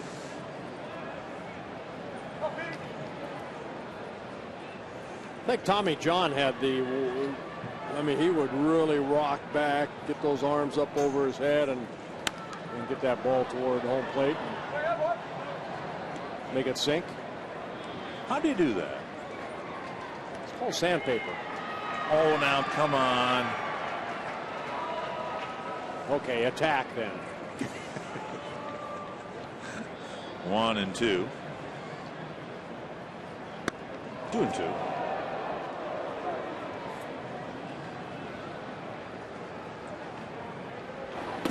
Sharon Martis warming up in the Twins bullpen. Looks like he will get the 8th inning. Florimon on the verge of maybe drawing another walk. 3-2.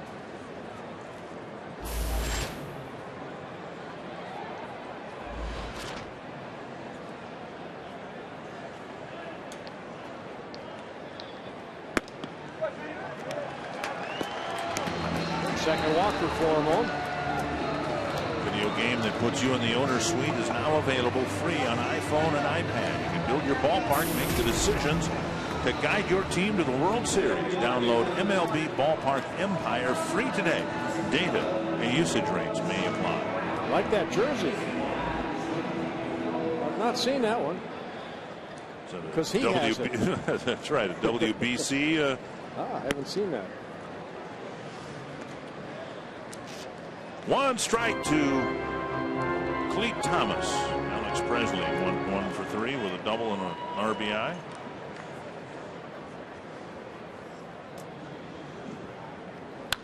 Foul back, 2 strikes.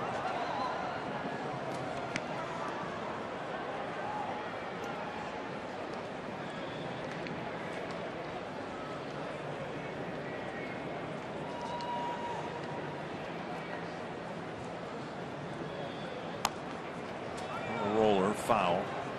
We were talking about the 87 Twins pitching staff, and no, it wasn't the deepest group in terms of ERA. We had Joe Niekro. You mentioned him coming over. He made 18 starts, once out of the bullpen. He had an ERA of 6.26. Steve Carlton made 7 starts, pitched in 9 ball games, had an ERA of 6.70. Lefty and really Joe, they were kind of toward the end of their career. Mark Portugal was just really beginning his. 7 starts, 13 games, an ERA of 7.77. Hey, we could hit. Good, because you sure didn't pitch fairly well. Mike Smithson made 20 starts, an ERA of 5.94. Fly ball to right field. Reddick with the catch out number 2. How'd you guys win the World Series? We don't know. We were lucky. Here's another one. Jeff Reardon, 31 saves, right? He had an ERA of 4.5. We had a couple bad outings. How in the world did you guys win the World Series with a pitching staff like this? George Frazier. Come on, Herbie. Come on, Rat. Come on, Pucks. Bruno. 54 games for Frazier and an ERA of 4.98. That was a good year for him. Keith Atherton. Country. 59 games. ERA of 4.54. Couple bad outings. That'll get that ERA up there. I just talked to Country the other day. He's maybe coming to our fantasy game. Is he really good? I'll ask him the question. How in the world did you guys win the World Series? We'll show you the ring. Bouncer to third. Backhanded by Donaldson, and that wraps up the 7th inning. To the 8th. It's 16-3 Oakland, and Martis is going to pitch for the Twins.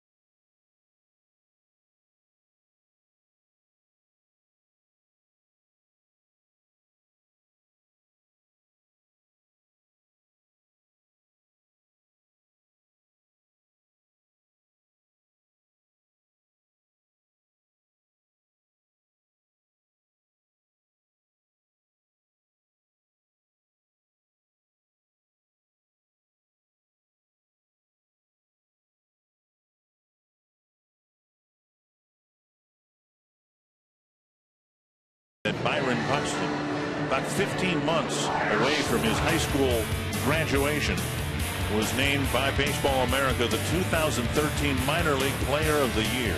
Well, you know, you look at some of those names. Congratulations to Byron Buxton. Had a great year between single A, both single A's, low single A and high single A. Fort Myers combined ended up hitting .334. 12 home runs, drove in 77 runs, and scored 109 runs. Stole 55 bases. Sharon Martis making his Twins debut tonight. Yeah, Martis pitched for me in the WBC from Curacao this year. Did a great job. We kind of used him as a long man out of the bullpen. He went down to AAA. He has some major league experience, that coming in 2008 and 9 with the Washington Nationals, where in those 2 years he made a combined 19 starts in 20 games, 6 major league wins, 6 losses. His last appearance coming June 27th of 2009 at the major league level. All right, tell me about him. How did he do in the WBC? He did. He pitched well. He we kind of used him as a long man. Got a fastball that's got some sink on it, a little slider. On the left field line. And a nice catch made by Herman. He had the same challenge that Thomas did last inning. He made a peek at the wall to see where he was in relation to it. Then reached over the wall and made a nice catch. Yeah, good hustle by Herman over there, getting over there real quick, and then right there realizes he's close to that little short wall. Good concentration, gets the ball in the glove, and then there's a header into the seats. What a nice catch. Michael Choice doubled in the 6th inning. Fouled away. 2 strikes. Now Martis, 26 years old, from Curacao, originally signed by the Yankees.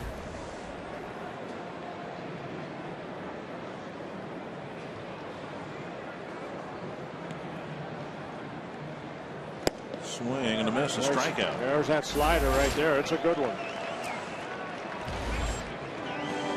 A good moment for Martis. Yeah, big thing for Martis. What I really tried to do is get him to stay back. He did a good job right there. Great location of that breaking ball. Had a tendency to rush a little bit. Perino's second at bat hit a fly ball to center his first time out. Ball 1.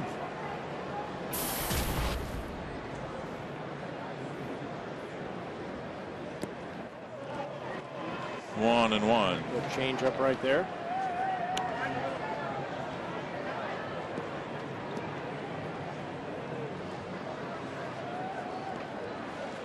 Boston beat Tampa Bay 7-3. Bottom of the 9th, Detroit leading Chicago 1-0. Fouled back 1-2.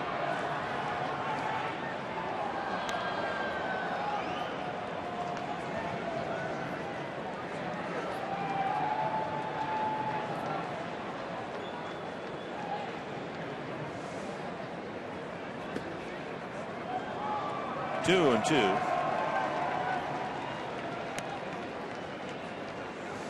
He pitched for me in Taiwan, then Japan. Yeah, he didn't get a chance to pitch in San Francisco in the finals of the WBC. Left to pitch up. Perino rather fouled it straight back to the screen.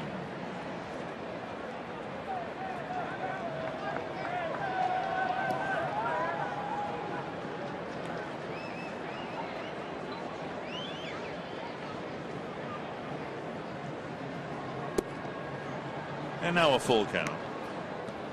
Cole DeVries gave up 3 runs in his first inning and then pitched a couple of scoreless innings after that. Very much appreciated.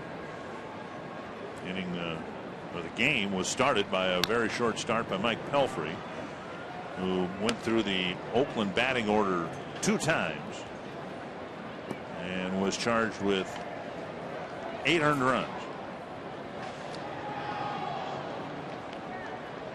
Full count. Martis with a strikeout. Good 8th inning in his Twins debut. 16-3 Oakland.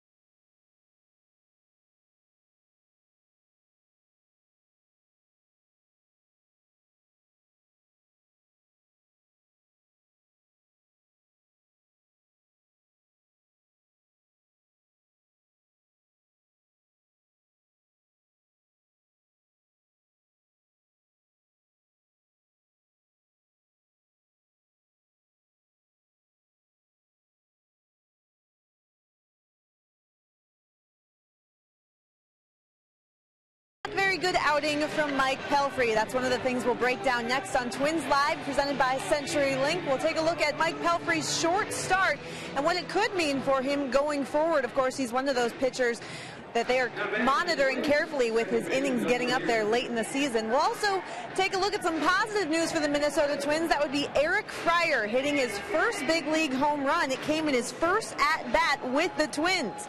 Then we'll head inside the manager's office and talk to either Gardy or acting manager Terry Steinbach. We'll see. All right, thank you, Jamie. Good moment for Pat Neshek. He comes out of the Oakland bullpen to pitch against his hometown team here in the 8th inning. Yeah, making his 42nd relief appearance, 3.58 earned run average for Neshek. Of course, he wore a Twins uniform from 2006 to 2008 and then came back in 2010. Then from here went to the Padres in his second season with the Oakland A's. 3-0 to Doug Bernier. Colabello and Plouffe will follow.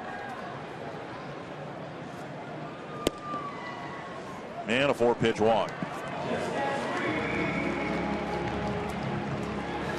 Neshek in his 4 years here, 11 wins, 6 losses out of that bullpen in 132 relief appearances. Good earned run average of 3.05.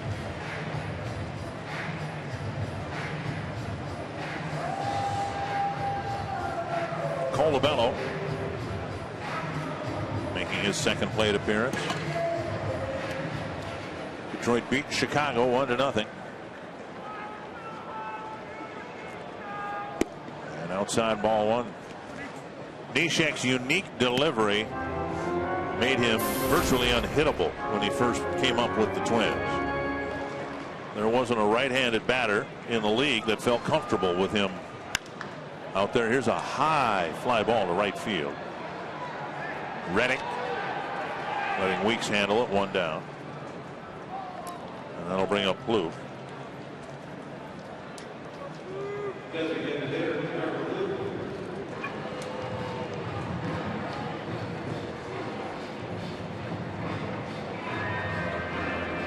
Neshek had a good finish with the Oakland A's after being acquired by Oakland from Baltimore late in the season last year. 2-1 with a 1.37. 24 games, 19 2/3 innings.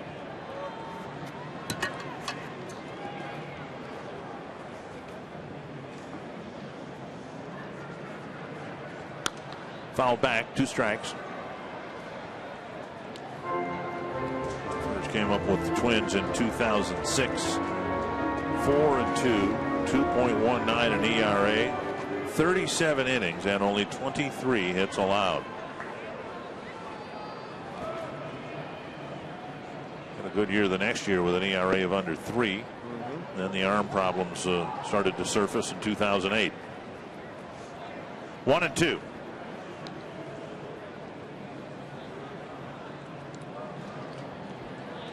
Michael Tonkin getting ready to pitch the ninth. Here's a pop-up behind second base. Weeks out. And out number 2. Hall Neshek, one of the ball boys here, had his 15 minutes of fame earlier this year. Now watch this right here. He definitely right there made a great catch and probably saved somebody right behind him, but took a tumble. Complete disregard for his body. Yep. Down and away, ball 1.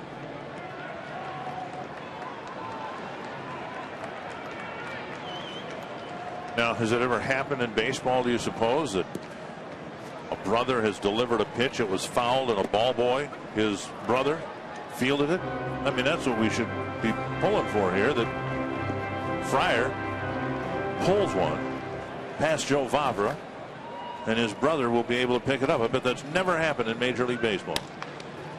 Knocked down by Pat Neshek, and they'll go to second and get a force of Bernier to end the 8th inning. Well, unless Neshek comes out for the 9th, we won't have that historic baseball moment.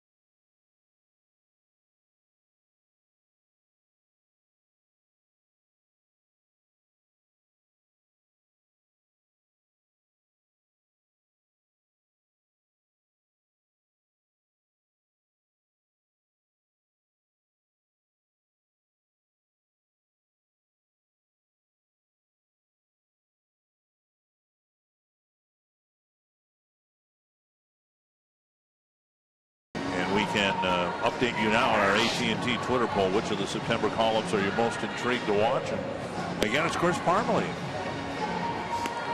Well, Scott Diamond again will make his comeback, hopefully starting tomorrow against the Oakland A's.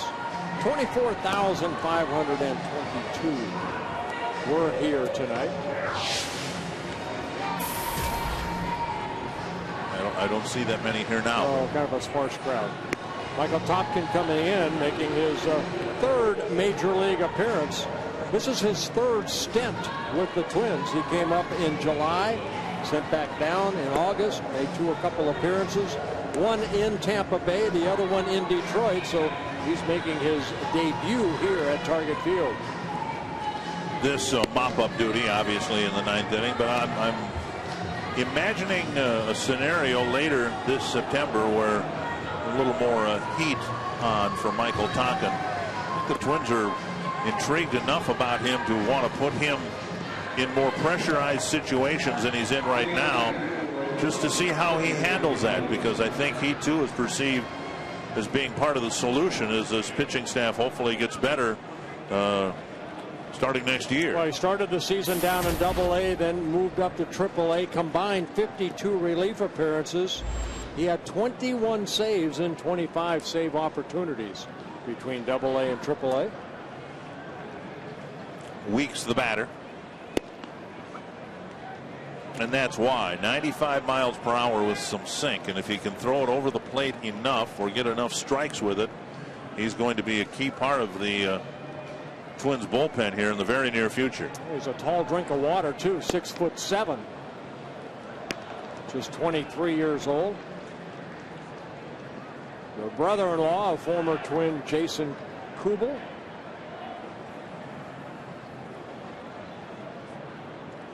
One and one to Jemile Weeks. Strike called.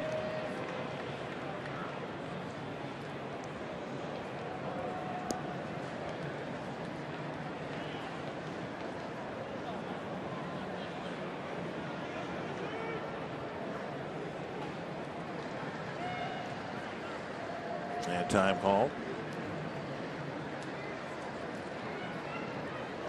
Weeks, Moss, and Reddick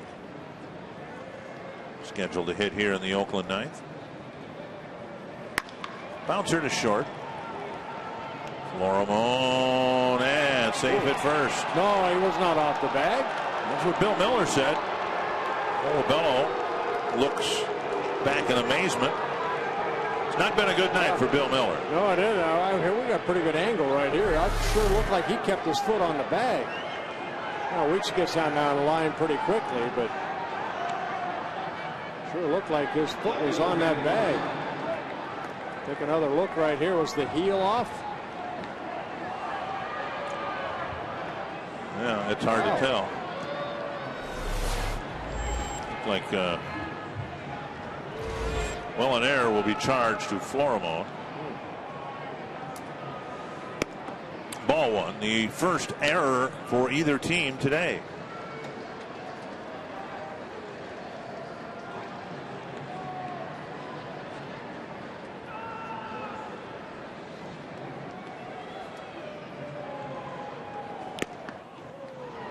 Swing and a miss. Foul tip, 1-1.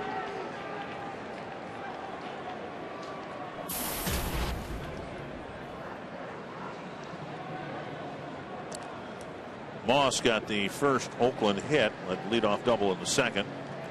Cespedes followed with another one. Here's a drive to the gap in right center field. And it'll go to the wall. It'll be another extra base hit. Weeks is being waved around, and it'll be an RBI double for Brandon Moss. Yeah, Moss picking up his second double, his third hit of the ball game, and driving in his second run. And it's a 17-3 lead.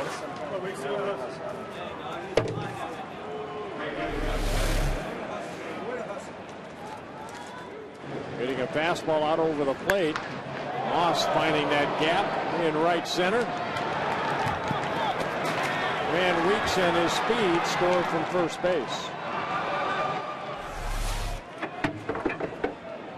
A's have gotten 3 doubles out of their number 5 spot in the order from a couple of different hitters, including Reddick, who hit one in the 5th.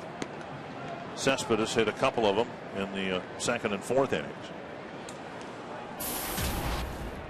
1-0.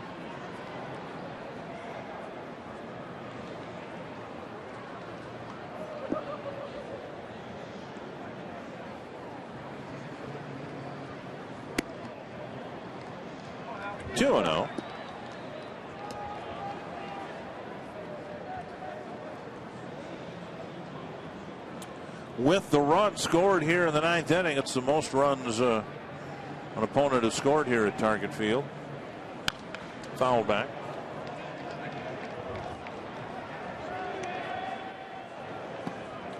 Two and one to Reddick. This run in the 9th, an unearned run because Weeks reached on an error.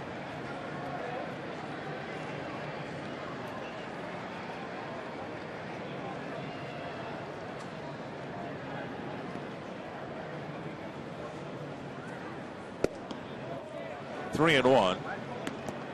The stuff is there for Tonkin. He needs to show the ability to keep the ball down around the knees.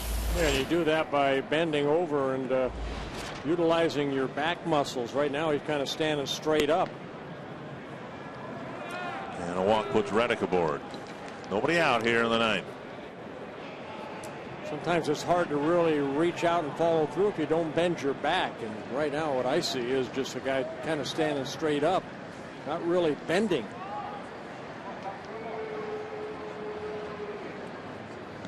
Fryman, the batter. Fryman hitting for Barton, who had picked up 3 singles and a sacrifice fly.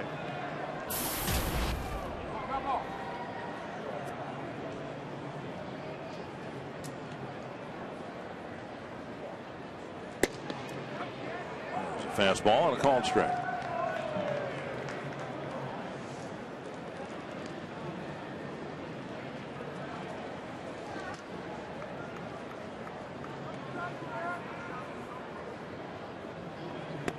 Inside, nearly hit him.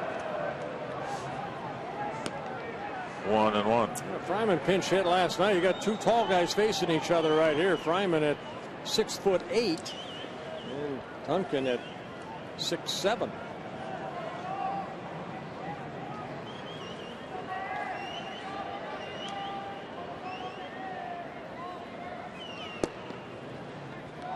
Two and 1. 15 pitches, just 7 strikes for Tonkin.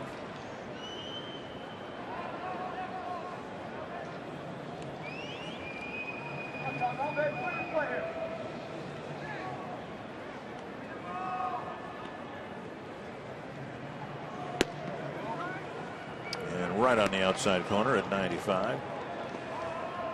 Haven't seen an off-speed pitch from Tonkin. All fastballs, all ranging from 94 to 96.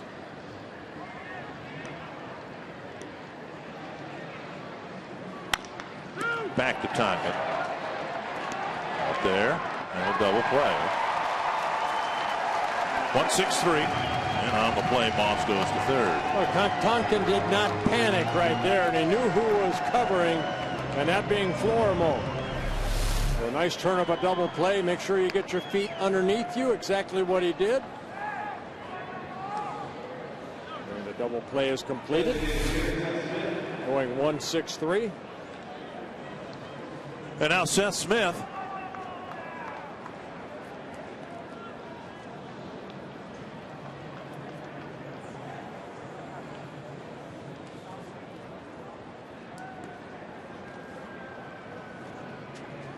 Foul back, a strike. Smith, let's see, 2 walks, a double, couple runs scored, fly ball to center.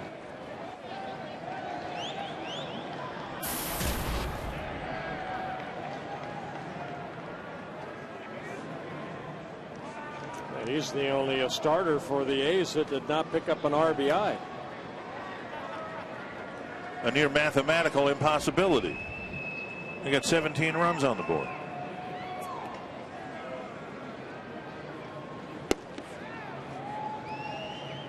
One and 1.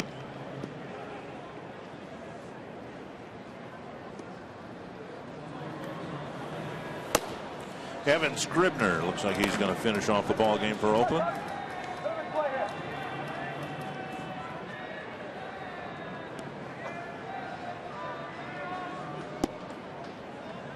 There's an off-speed pitch. Not sure why Dale Scott didn't call it a strike, but it hasn't been the best night behind the plate for Dale Scott either.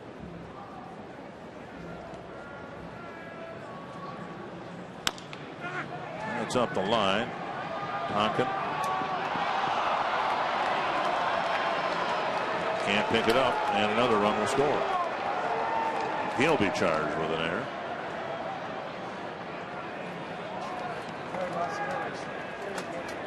So a couple of unearned runs. Well, they give him a base hit. Oh, really? Yep. So he does pick up an RBI. All the starters for the Oakland A's have at least 1 RBI. Kind of a swinging bunt right here. Tonkin going over. Well, pitchers are the best athletes in the world. Just forgot to pick up the baseball. But nevertheless, it'll be an unearned run because of the opening error. And it's 18-3. Kuhnke now has given up 5 runs, and all of them have been unearned.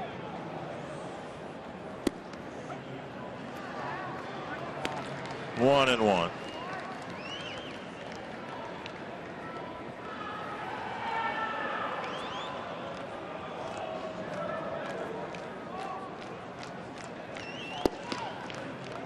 Wonder how many pitches have been thrown in this game. We'll find out in the box score or the post-game notes.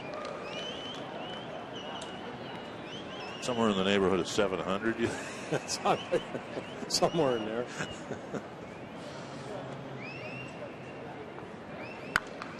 Popped up. And the 214th foul ball of the night.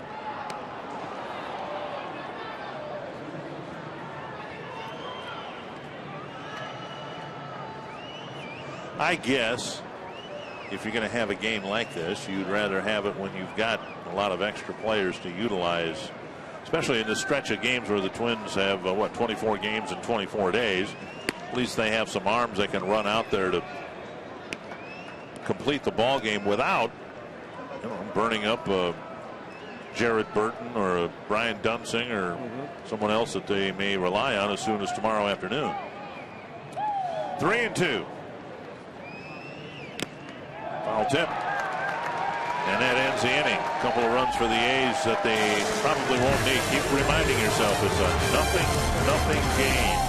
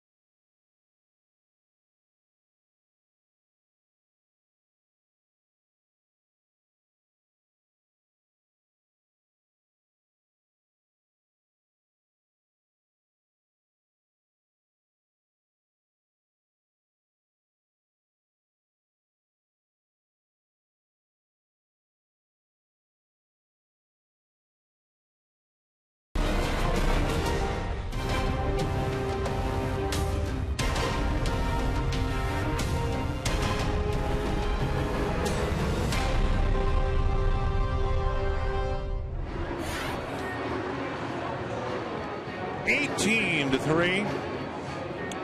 And the A's blew it open with a 10-run fourth inning. They knock out Mike Pelfrey. And then Josh Renicky didn't fare a whole lot better. It's just been a mess, an awful ball game.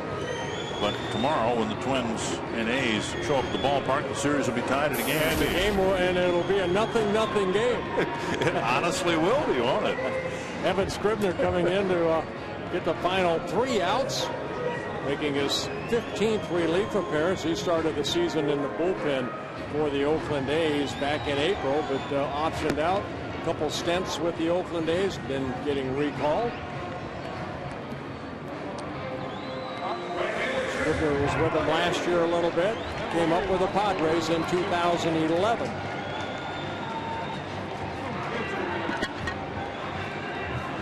Chris Parmelee is 0 for 3. Bounce out, actually hit the ball hard. Barton made a nice play back when it mattered in the second inning. Bounced into a double play in the fourth, caught looking in the sixth. Outside, ball one. Bottom third of the Twins lineup. It'll be Parmelee, Herman, and then Florimon.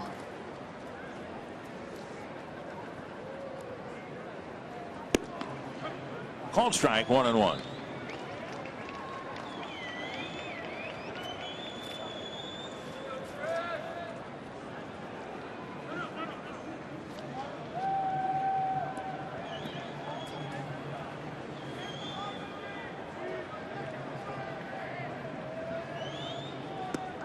Way out in front of the off-speed pitch, 1-2.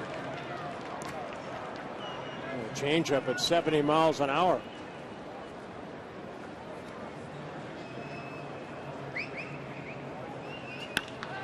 And Parmalee whacks an off-speed pitch and a running catch by Reddick in right, 1 down. He hit it hard, a lot of top spin right there, but a line drive out for the first out. Chris Herman will bat, single and a run scored back in the 3rd when it mattered. Since then, a comebacker to the mound and a bouncer to short.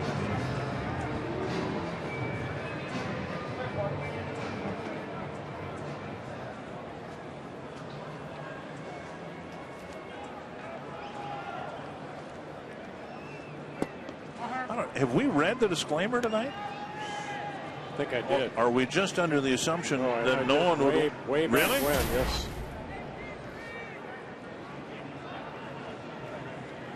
Swing and a miss, 1-1. I already did it. Did you? Yes. I don't remember it. Well, maybe we're just under the assumption that no one would want to disseminate this anyway.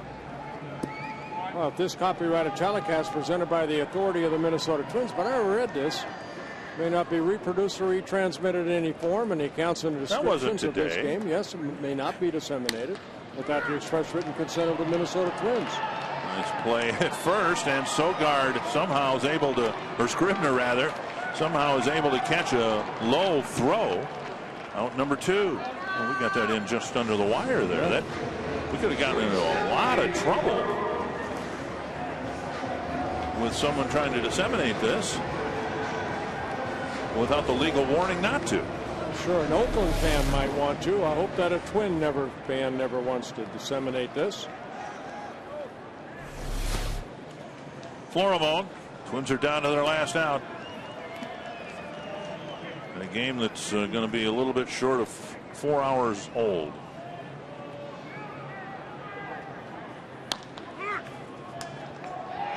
And the fans here asking Bill Miller about that one. They haven't forgotten the 4th inning.